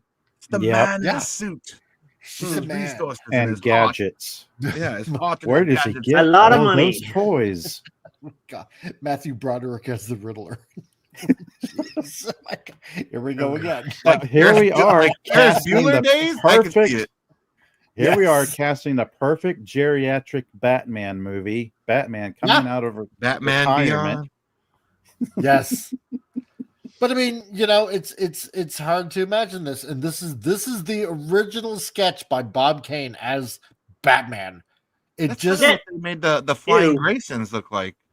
Yeah, Mhm. pretty much. But imagine if we got that as Batman. That would not last long. I'm sorry. No. It is Aquaman-esque though, except red instead of the other color palette. But yeah, it totally is. Maybe you put a lightning bolt on there. You got Shazam. I don't know. no, he needs the cowl, the spikes on his gauntlets, like all that stuff. Really, exactly. add Batman. Oh Mhm. man, This just looks silly. it does. It really does. He does look like a vampire almost. Well, yeah, he's got like vampire bats. Yeah. I mean, wings, not vampire bats, vampire wings. Oh, Bat wings. man. Yeah. But it wasn't until 2015 that DC finally gave Bill Finger co-creator credit for Batman and added his name next to Bob Kane's on all mediums going forward. This came after a years-long battle between DC and Bill's granddaughter and heir, Aretha Finger. This was something set into motion when author Mark Tyler Nobleman encouraged her to contact them. He would go on to bring worldwide attention to the story in his biography, Bill the Boy Wonder, the secret co-creator of Batman in 2012, and in 2017, a Hulu documentary, Batman and Bill, was put out. So I'm going to check that out. This is like really interesting. Yeah. So, yeah, because I've seen the Stan Lee one on Tubi, and that was fascinating. That was like really, really fascinating. I'm thinking I'm gonna have to find this and check that out. So, but after attending the Hollywood Walk of Fame ceremony for Batman, I can't even talk right now. Athena was compelled to get Bill a well-earned star among his co-creation and the others who helped breathe life into it. That's why she started a GoFundMe to help raise the $75,000. Damn, needed to make this happen, and not that it's as steep as one would expect from that slice of Southern California. That's a lot of money. Yeah. Just to get a star. And it's a shame that it's taken this long just to get this even into consideration. Yeah, right? Man. Thetazoid says the Arkham games are the epitome of what a Batman universe should be. Yeah. I'm not too familiar with them. I always think of, well, Batman the Animated Series as being well done. It's like that is like peak Batman for me. It's so good. The Arkham games, man, they're just so good. Like basically, like the first game is the Joker being taken back to Arkham, and then he releases all the asylum. Then you go to the city in the second one, because the first game, you're just in the asylum. The second game, it opens up and you get like most of Gotham to explore. Okay. Third game, all of Gotham and the Batmobile, and the Batmobile. Yeah, so it's pretty. It's cool. Like all the games have like Riddler trophies defined. So like while you're dealing with the main quest line, there's Riddler stuff to deal off to the side. And it's an amazing series. It was a really good series. So. Yeah, you like Batman's rogue gallery? Pretty much all his villains are in there. No, that's good.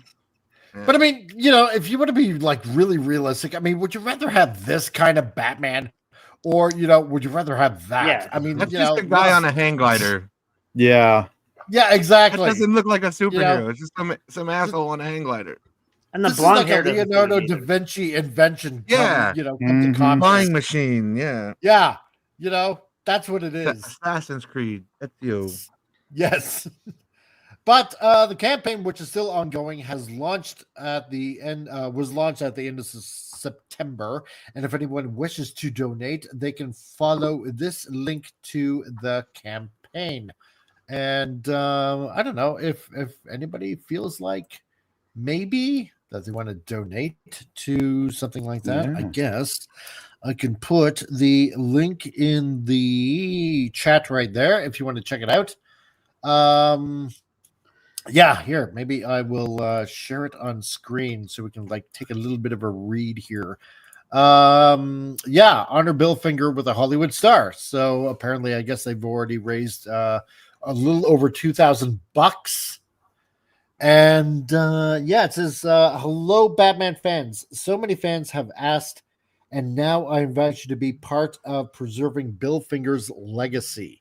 We all know that he deserves a star on the Hollywood Walk of Fame, and this is your chance to help make that happen. Please donate to raise the funds to show the Hollywood Chamber of Commerce that we are committed getting this accomplished. Wow. Yeah, really interesting. So, she's out of St. Augustine, Florida. Yeah. But that's the GoFundMe. So link is in the chat there. And it's a crime that this has been ignored for all these years. I really agree. It really is. Yeah, it really, really is. So, and it's a shame. It's a shame that this kind of thing goes on, all because of more than somebody's ego. So, of all things, your ego's cashing checks. You can't cash, Maverick. That's right. And Thetazoid has become a YouTube member to the channel. Thetazoid, thank you very much for joining. I really appreciate it. And for becoming a member to this channel, which you may not be horrified. That's right. You get this. As a show of gratitude for your service in the past, here's a sandwich. But thanks for coming, everybody. Good night. No, wait. What? You got your sandwich. My tallest, an opportunity to prove I truly can be an invader, is all that I ask. Gimme. And Thetazoid, that one's for you for becoming a member. Thank you very much for being part of this amazing community and becoming a Crusader on top of that as well. You know what? And I also forgot to mention that on this channel, on the YouTubes, you may or may not have noticed that there is a store tab. So if there's anything that you want to buy, go ahead and click on the store tab on this channel and check out some of the stuff that I got for sale. If there's anything that you feel like you need, that is all. So thank you very much. And Sark of Iron, how's it going? Nice to see you, man. And yes, only Zim for this channel. So there you go. I love Zim. Zim's awesome. Zim is awesome. So let's see. What do we got going on for another chat right now? Let's see, or another article, because I guess we got a little bit more of a time. Yeah. Remember months ago we were talking about a James Bond book? Oh, gosh. Yeah, no. Garbage. Not that one. The woke one where we got to go for woke. The woke one. Oh, yeah, because there's too many right-leaning people, and we just got to take over the government and, what was it? Assassinate the King of England and his coronation. Yep, that one. The fun that we had with that one. Sounds like a winner. It was a winner for us because we had so much fun with that. And not so much them. But something else is going on in the realm of 007 of James Bond. And apparently 007 producers struggle to sort out what type of James Bond they want next. That's the fucking problem right there. It doesn't matter what they want, it's the consumer. Yeah, exactly. It doesn't matter what you want. What do the fans of your product want? That's how you make money. Right. It's so stupid. It is. Like just give the people what they want. I don't understand. Like it's not like a hard concept. Well, they were hinting at the my woman vote there, is, but that kind of went at the wayside. Oh God, yeah. Well, you do something really crazy and faithfully adapt to the novels by Ian Fleming, but that's crazy talk nowadays. Yeah, it's like here's the position we're in, where it's like we've decided after long deliberation we're gonna make James Bond a white man. It's like, you want a fucking cookie for that? Like that's what it is already. Like you don't get any brownie points for doing what you should have done to begin with. Mm-hmm. No, You've got to do better, Senator. Yes. They've hinted at Henry Cavill sometimes. I notice he's been hinted at. He'd probably be the biggest Bond in history, maybe, I think, size-wise anyway. But I think he can still do it. I really still think he can pull it off. And then there's rumors that Craven's going to be. It runs too close to Man from U.N.C.L.E. Yeah. Which I really enjoyed. Man from U.N.C.L.E. I really enjoyed. And Henry Mission Cavill Impossible he was in. Yeah. Yes, he was. Yeah. Yep, that's right. He was in a few spy movies. Mm-hmm. And he was Sherlock Holmes in Enola Holmes. Oh yeah, that's right. That's right. Yeah. Oh boy. Yet another one I haven't watched. Yeah. And then there was talks of what's his name there? Black dude.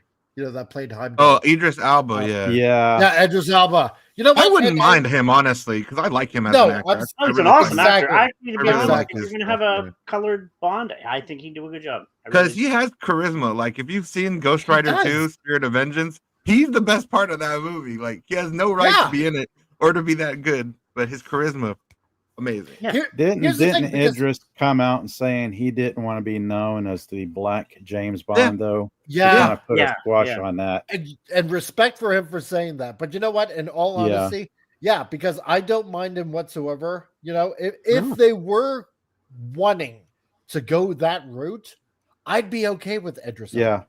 It's very much like Denzel Washington taking over the Equalizer. Yeah. I didn't mind it. No, it was cool. The Equalizer, seeing Denzel in like an action movie like that. Yeah, my man. Can you imagine if Idris Elba did that as James Bond? My man, my man. Oh my God. But so as long as they don't make it a strong female type of diversity and anything else, or kill James Bond at the end and have him lose like an idiot. Yeah. Yes. God, that last movie sucked. Not only did he die, he lost, and he had to sit there while the villain told him how he lost. Like, I refuse to watch it. It's like the last Terminator movie where they kill off Dark Fate. John Connor in like first 5 minutes. I refuse to watch it. I refuse to give it my time. And the whole thing about that too, Pop, is they literally killed him just to restart, just to reboot. Yep. And then do the exact same thing with a different name. Exactly. Yep. Skip all the movies. You don't need to see what came before because we've already killed John Connor. So, you know, like, yeah. It was like the Alien 3 equivalent, where it's like, oh, you like Newt and Hicks and they survived a horrible ordeal. And they kill them now. Alien 3, yeah. Yeah, they're dead now. It's like, what? Yep. But can I see that? Can I see how they died? No. No, you can't do that. Off screen. Don't be silly. We don't have a budget for that. So while it seems to be taking longer than anyone anticipated, the producers of the James Bond franchise have narrowed down what they're looking for. Well, it shouldn't be that hard. That's what I'm saying. They're making it so much more harder than it needs to be. Yes. You're creating your own problems. Needs to be British. Maybe in his 30s, maybe a white guy. There we go. I've taken most British, of the work out. Charismatic, white man or light skinned or whatever. How is he described in the novels? And as heterosexual. You know? Yeah, exactly. So, according to producer Barbara Broccoli, I just love saying broccoli. That's gotta be a fake. That's a stage name. No way. Well, no, it's broccoli, but I love saying broccoli. Is it broccoli? Yeah, it's broccoli. I would call it broccoli myself. Yeah, broccolini. I know, right? Yeah, with the way they're going, I would just love to call it broccoli. Barbara Broccolini. Barbara Broccoli. Yeah. And she gives you an icy stare. Yeah, she does. So much like Kathleen Kennedy. So the next 007 will be a man. No. Likely in his 30s. Dun, dun, dun. And not necessarily white, she added. Every time we cast a new actor, the films change. Yes, that's the point. Because a man can only live for so long. And that was the problem with the Daniel Craig movies too, is at first they were like, we're going to go realism. We're not going to do silly gadgets or cars. And then a couple movies in, they're like, never mind. We're going to do gadgets and cars and silly shit. It's like, right? You saw it a completely people kind of tone. Expect that. Yeah. And that's what I grew up with. Yeah. What's the next Q gadget going to be? What kind of friggin' silly armaments are going to like pop out of like another Aston Martin? Yeah, that's always been one of my favorite parts of the James Bond movies is like before the mission when Q is telling him about the latest tricks and what car he's going to be wielding. And that's always the good part. Yeah. Now, hang on, 007. Now we have a watch. Oh, what does it do? It actually tells time. Oh, my God, Q, that's just brilliant. Totally, utterly brilliant. Yes, but on top of that, it has GPS, and you can hook it up to C4 detonators. Oh, my God, just Q, you are outstandingly amazing. Yes, it's also, you can pull out the stylus, and you can also use it to stir while you're mixing your tea. It's like, wow, brilliant. So, and the excitement sounds like an Apple Watch. Anyway. Yeah, exactly. I call it the Apple Watch. So pretty much, yeah, you ain't wrong there. No, you aren't. So, but it's the excitement of the new Bond. Yeah, oh my God. Yeah, it's the excitement of a new Bond, a new Bond, a new direction. Every one of these people who took on the role offered something new and different. Well, that's what happens with the new people. That's so fucking basic, generic. Yeah. New actors do different things. Who would have done? Wow. What a concept. It's the same. Tell me every two people aren't the same, like snowflakes. That's why you're gonna have. That's why your Roger Moore is not Sean Connery, but you like both because they both have like their different kind of swagger, their different kind of delivering lines. You know, they just bring a little bit of a new air, new element to the Bond legacy. I love Pierce Brosnan's Bond. I grew up with that. That was my Bond. That was your Bond? Who's your Pierce Bond? Brosnan is who I grew up with. Yeah, like that's the one I grew up with and was most familiar with. You're Sean Connery. Sean Connery. Yeah. There we go. For those of us Tom, who are in the Gen X. Me, Roger Moore. I started with Roger Roger Moore? and then Yeah. went back. Yeah. And I loved him and Bond. And yeah. Me, it was definitely Roger Moore when I was a kid, and when I got into the older movies, and I got into it because of my dad, right? My dad, he loved James Bond movies. It's like when Roger Moore came out, it's like, well, yeah, that's not James Bond. It's like, well, what are you talking about? More masculine, No. right? No, I actually bought the possible. Blu-ray box set to the whole. I get them all except for like the last few of Craig's, which I don't really care for. But yeah, no, it's fun to go back. What's your favorite James Bond film? Ooh, Octopussy for me. That's maybe where. Yeah. Just GoldenEye. That's mine. GoldenEye. Nice. Just because of the game too, but like I just fucking love that movie. Yes, the game is legendary. A female villain that kills people with her thighs and shit, like on the top.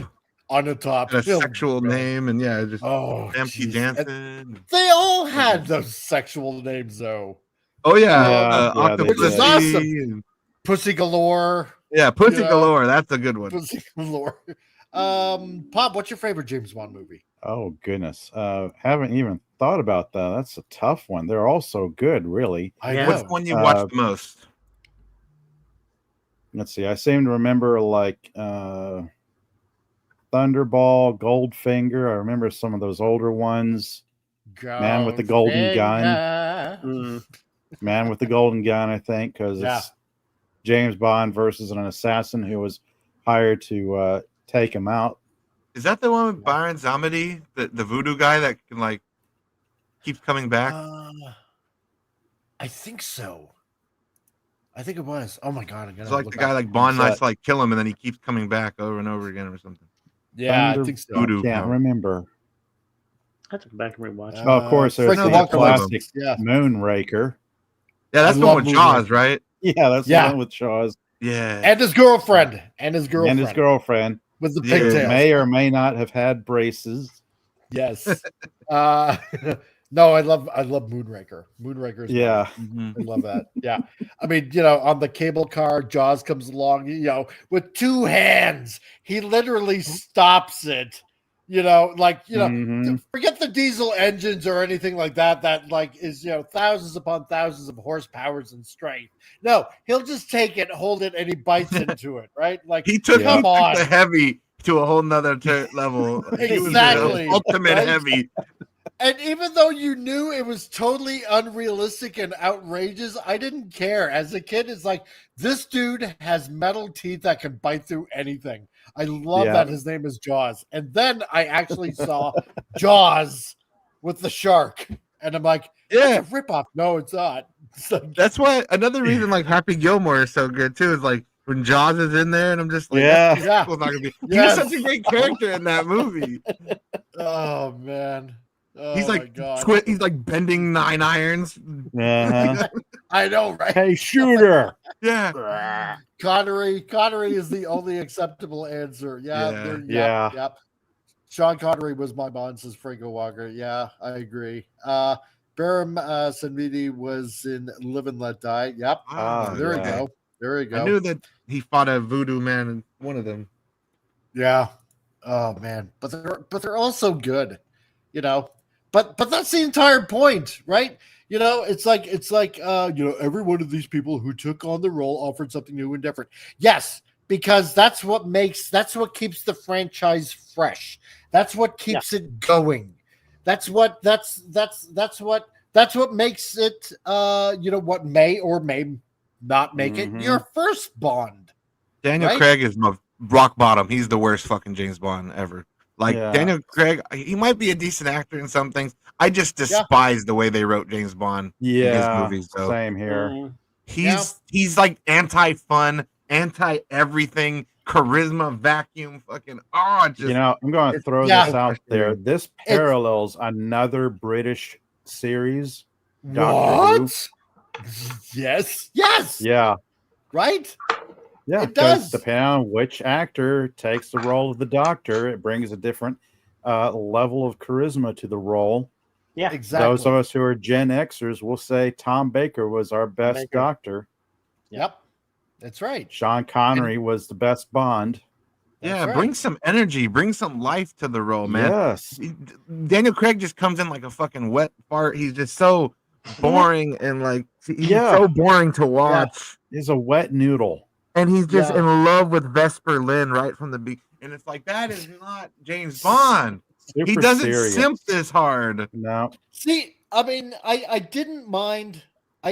For the most part, I didn't mind that they went into a more realistic tangent, right? Mhm. Because I thought, because being a little bit older, it's like you totally enjoy all the previous James Bond movies that came before, because they were, to some degree, sometimes they were like outrageously funny, but it was great. It was all part of it, right? And you totally accepted that when you were younger, right? And I thought, okay, well, let's see what they do as a more realistic type of Bond.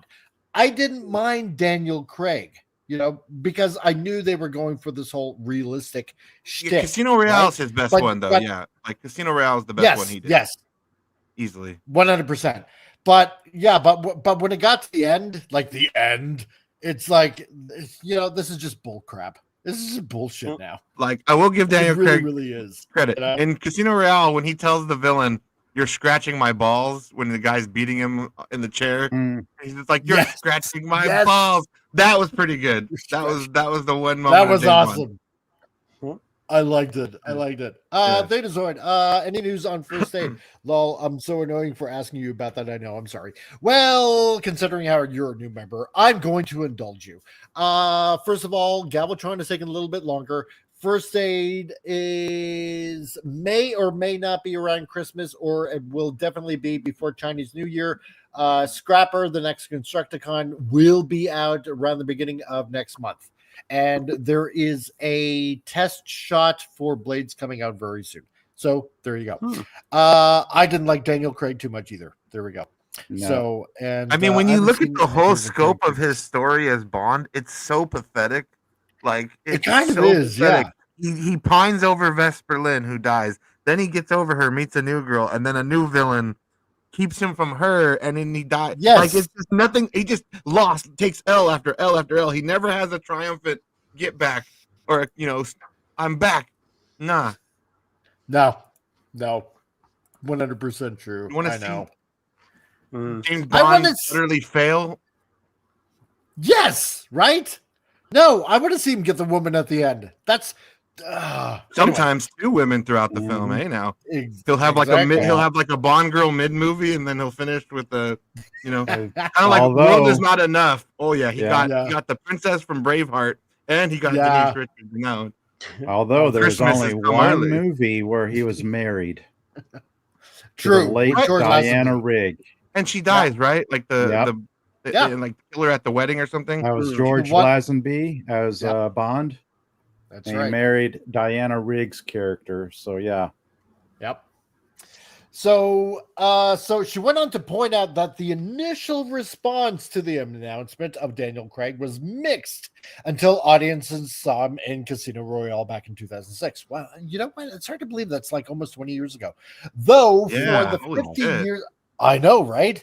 So, though for the 50 years of films that have been made with stars like Craig, Sean Connery, George Lazenby, Roger Moore, Timothy Dalton, and Pierce Brosnan, all of them have been white males That's in how the their character's 30s. written.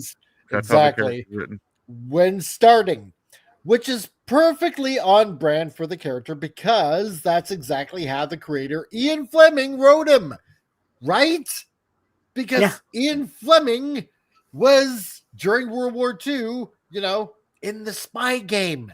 And, and if you happen to watch, what was it? The Department of Ungentlemanly Warfare, that was, those characters were based on Ian Fleming writing James Bond. Oh, yeah. So, real life story. If you haven't seen that movie, The Department of Ungentlemanly Warfare, go watch it. It's actually quite good. Of course, today's sensitive readers apparently can't revisit Fleming's novels without a trigger warning. Yes, because like we did trigger warnings. I know, because like we did months ago, with that one new James Bond novel that came out. It's just, oh my God, it was just horrible.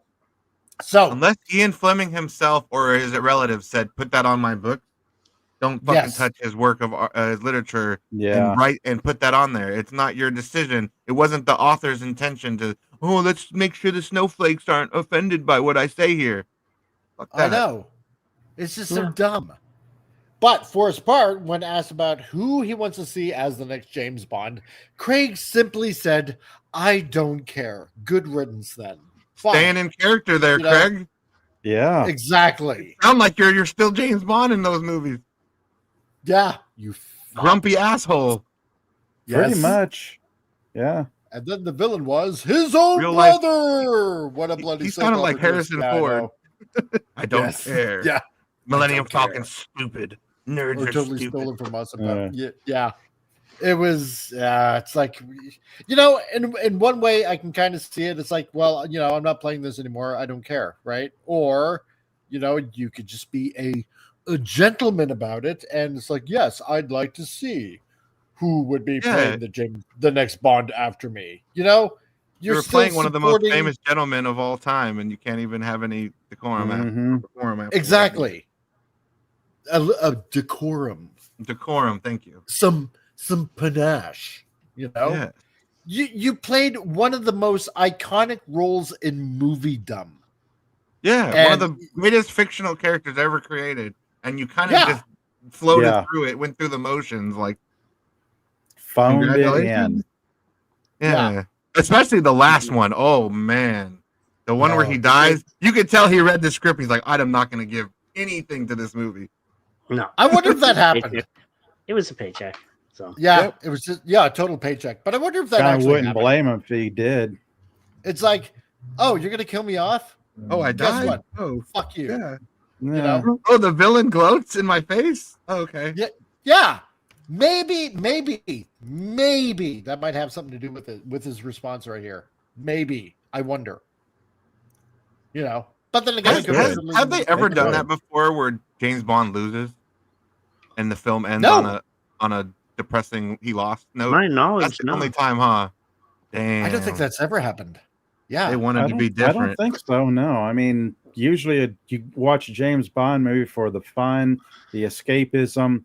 The good guy triumphs in the end and defeats the megalomaniacal bad guy bent on world domination or destruction or whatever is at stake.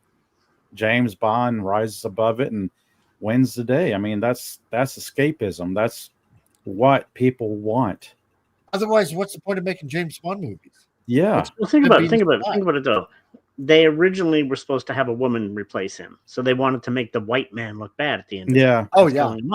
So I know the direction they were going, and lo and behold, that didn't quite work out. And his sacrifice is really selfish, though. His sacrifice is only because he can't touch his kid and his wife and his love. He doesn't do it for the world or anything. He's just like, I can't be. I'm selfish. But remember who had a little bit of a hand in writing that last movie? It was Phoebe Waller-Bridge. Yeah. Oh, of course. Yeah. Right. Yeah, if she does the Tomb Raider, what she did to that'll be depressing. Exactly. Because like if Laura Croft like starts the apocalypse and then like dies or something, like you did this, Laura. You ended the world with your tomb rating. Oopsie, my bad. God, damn tomb rating. But because I just remember, Phoebe Waller-Bridge had a little bit of writing duties with that last movie, and no wonder. So in a way, maybe Daniel Craig was like, oh, you're gonna shit on me, like, in my last role as 007, and maybe he just said, gave the middle finger to them all and said, oh, you're gonna do this to me in my last movie? Yeah, hell with you guys. Maybe. Yeah. But then again, that doesn't excuse his, wet noodle acting. Mm-hmm. How to want to be? No, they started with Casino Royale, and they had Blofeld and Spectre, they had all the, the beats, but they didn't.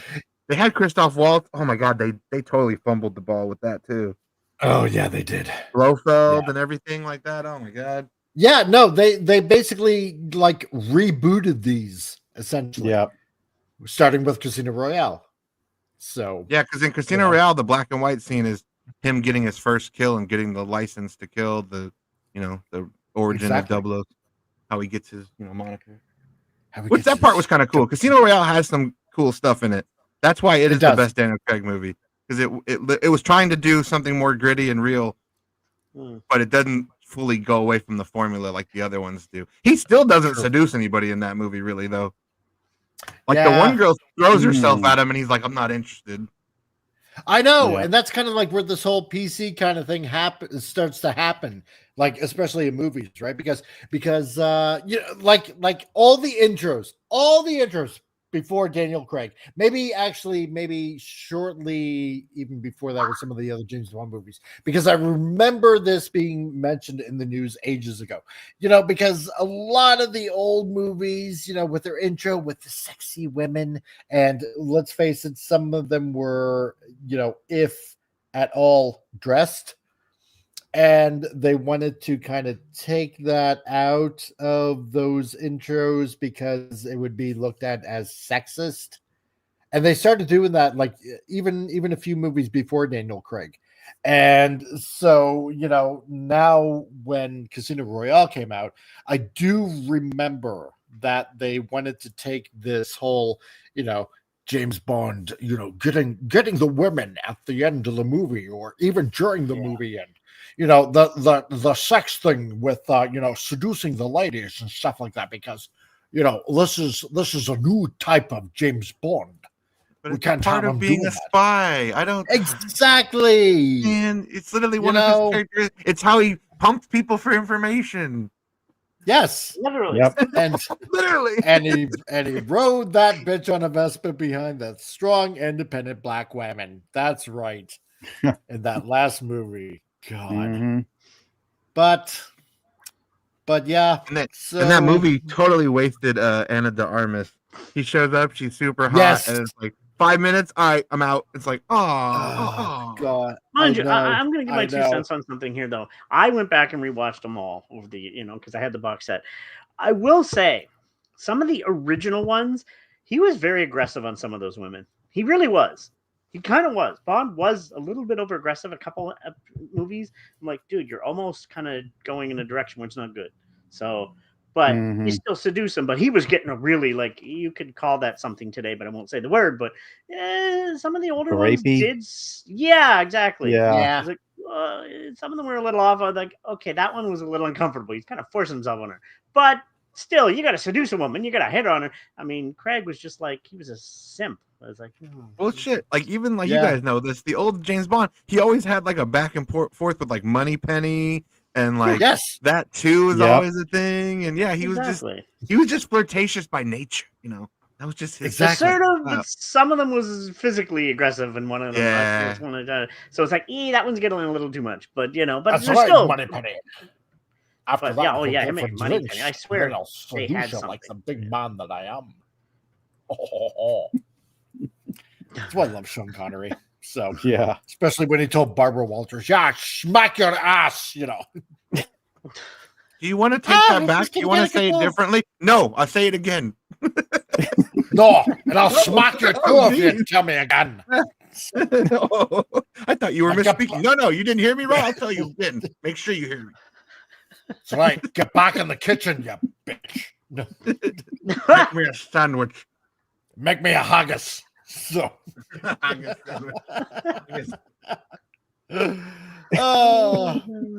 but see, now we've reached the end of the show, and I want to thank all the newcomers that happened to come by and enjoy this horror festival show, especially when we're talking about especially like Christopher Walken being the Joker and stuff like that, and all that kind of crazy stuff. casting right there. The How to Train Your Dragon trailer just dropped today. The live action. Yeah, it actually looks okay. I'm the visually, like the dragon really looks pretty damn good. Looks like the dragon. Yeah, Toothless, it does. Yeah. I'm not disappointed. I know my oldest daughter's going to enjoy that a lot. As far as live action, doesn't look half bad. Like the aesthetic is there, the Viking stuff. So hopefully they have a good live action on their hands. That's right. Women belong in the kitchen. Belong into the kitchen. It's so wrong. That's right. Well, that depends. If they're a good cook, I don't mind whatsoever. So losers always complain about their best. Winners go home and fuck the prom queen. Yes. How is the rest of the house going to get cleaned? Well, see, that's why they wear white on their wedding day, to match the appliances.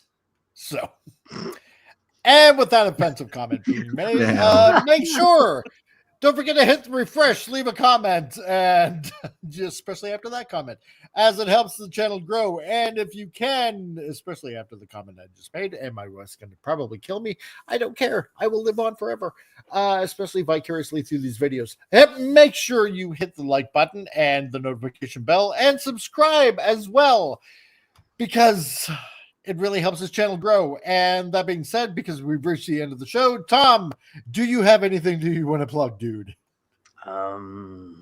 Maybe that new, what's her name? No. Anyway, let's see. What do we get going on? Plug it in. I'm actually going to be bringing back me and Jessica's show. I haven't done it in forever because I've been so busy with trying to build a career, getting calendars done, hopefully working on a book. But we're going to start recording, me and her, soon, and we're going to get that back on the channel. I want to start growing the channel again. I haven't done stuff in a while. And I want to start streaming, but I need a new Elgato, so I just will do some PC games. I got to get Days Gone, though, somehow eventually. But, yeah, that's about it, really. I'm just keeping busy, selling calendars, trying to get stuff done. Hopefully, knock on wood, that I can get some more connections and hopefully get some stuff. But that's about it. Just building, Last week was awesome. Being at a film festival, connecting, it was amazing. Felt good to be around creative people again. It was just working, and it's like, this is what I meant to do. You know what I mean? You're in that situation. You're like, I was taking photos every night. I'm like around creative minds all day, actors and producers and filmmakers. Like, this is what I'm meant to be. This is what I'm meant to do. So just gonna keep on very following cool. that path. So it felt good. Very, very awesome. Nice. And Pop Culture Republic, what do you got, sir? Let's see. Slowly working on some new stuff for upcoming live streams. Trying to work out a somewhat solid schedule for stuff, as opposed to just winging it and flying by the seat of my pants. Normally it's like Monday evenings, Wednesday evenings, and Saturday afternoons for my comic book live streams. I'm looking forward to getting back into that. Nice. Yep. Awesome. And that's it. Okay. Short and sweet. And Appion. Well, the coleslaw is always ready. It's on the counter. No, seriously. Get out of here, Christopher Walken. I'm talking now. But no more of that. We've had enough of you. That's right. I'll be back. I'm like a sequel. So yeah, on my channel, I've got every Sunday we watch 3 episodes of Farscape. Pop sometimes joins me. Me, Padawannabe, and Carla Burton, and then whoever else is there. Love we watch it. that. Have a little watch party. You can watch along with us. And then also I do Tuesdays and Thursdays. Me and Padawannabe watch Avatar: The Last Airbender. It's my first time watching that show, so I'm going through that for the first time, seeing that play out, and we're almost at the end. I think we only have like book 3 left to go. And then other than that, Thedo, The Hill I Die On, we might do one this week. Warlock or something, the movie, where we'd sit and talk about guilty pleasure movies and stuff like that. And then Two Guys Talking, my other channel, we're just reviewing Superman and Lois right now, episode by episode, until that show's done. Cool. And then we'll probably start reviewing Smallville over there. And that's it. Ooh, that's a favorite. That's it. You got some good stuff. I've never watched on. it before, so it'll be my first time watching Smallville also. Seriously? I'll be a first-time reviewer. Smallville. I haven't watched much of Smallville either. I think maybe one half of one episode. Yeah, I've heard so much about it, all this great stuff. Yeah, I've never. One of the best Lex Luthers, I always say. Really, Marvel's Bloom is a good Luthor. I always just loved it. Coleslaw is ready. Come down to KFC or Popeyes. We got you covered. So good. Yeah. With your mashed potatoes. Mm-hmm. I want that with some biscuits. Biscuits and gravy. Oh, and just quickly before you show the books and stuff, I'm Fling going to back do it for you action. because I know you don't. Yep. Is don't forget, everybody, to like and subscribe to this gentleman who's hosting the show for you guys. This man puts a lot of work into this. He does the stuff that nobody else talks about. And definitely, like I said, hit that like button, subscribe, share it to other people that would like this type of thing as well. Because this man is well worth subbing to and supporting. Most definitely. Why, thank you. I try my sharing is caring. Yeah, Smallville. The only thing about Smallville, one of my good. favorite characters was Chloe, and she turns out in real life to be a nut job. It's like, Was that the one that was in like the cult? yeah, she was like one of the heads. Yeah. Yeah. That's Weird how that turns Goodness. out. Yeah. Dang. Yeah. But I heard she got Oh, better. like Scientology, and you see actors that are in that, and I'm like, oh, She was totally hot. Yeah. Yeah, I like their character. Kind of goes a little bit too far. I like when your work, branding but you're kind of a people. freaking weirdo. Yeah. Yeah. Exactly. I like your body of work, but you're kind of strange. You're religious, beliefs, but okay. Yeah. You make good movies, so it must be doing something. Exactly. Well, folks, that's it for the show today. Thank you very much for tuning on in. Let's see, depending on how things go for the next couple of weeks, I might be adding a new show or two.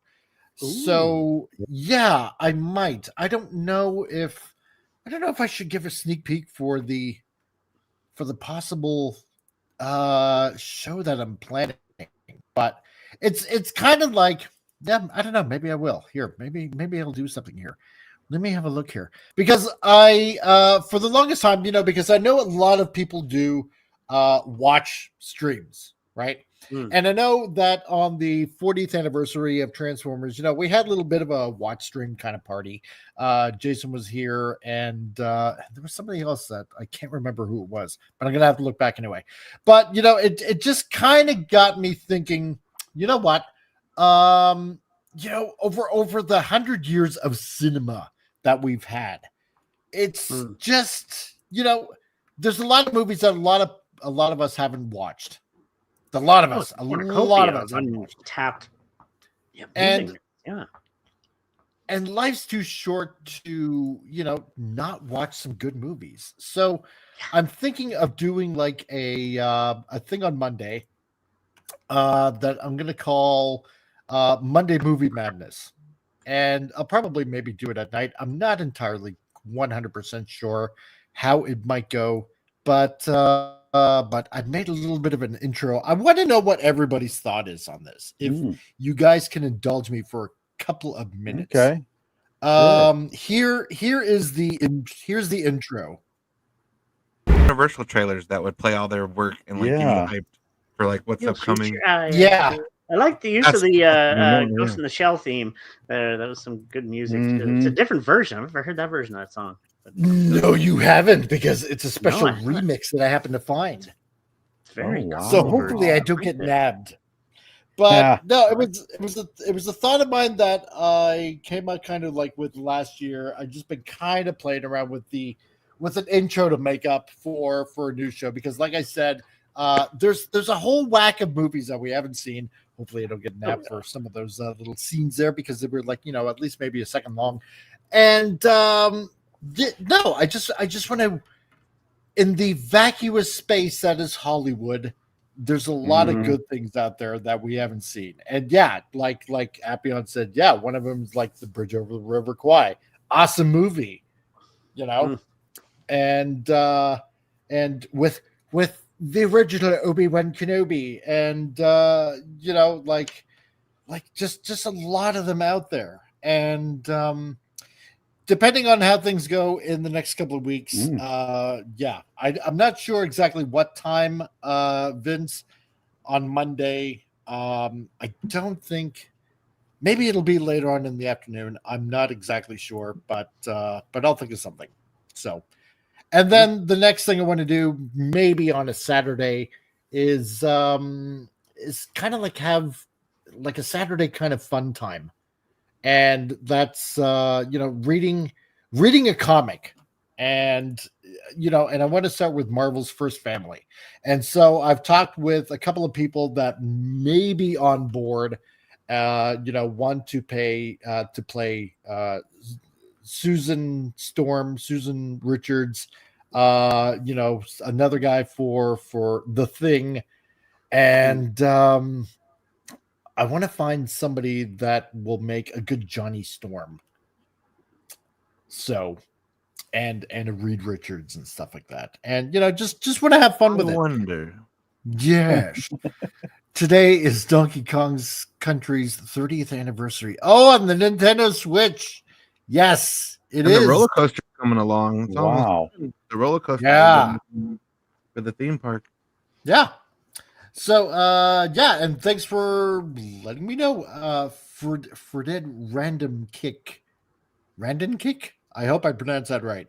And see, now you're new here. Well, hey, I hope you subscribe and you like the channel and whatnot, because we're pretty much done. And but you can catch it on the rewind. So that's what's kind of going on with this channel. A little bit of things here and there, a little bit of funness planned for this channel. Just want to expand a little bit more into into some good stuff. So I don't want to constantly focus on bad news all the time, because there's a lot of good stuff out there. So to everybody out there, as we usually do, we end off with this, and we shall see you next time on this show. See ya. Be excellent to each other. And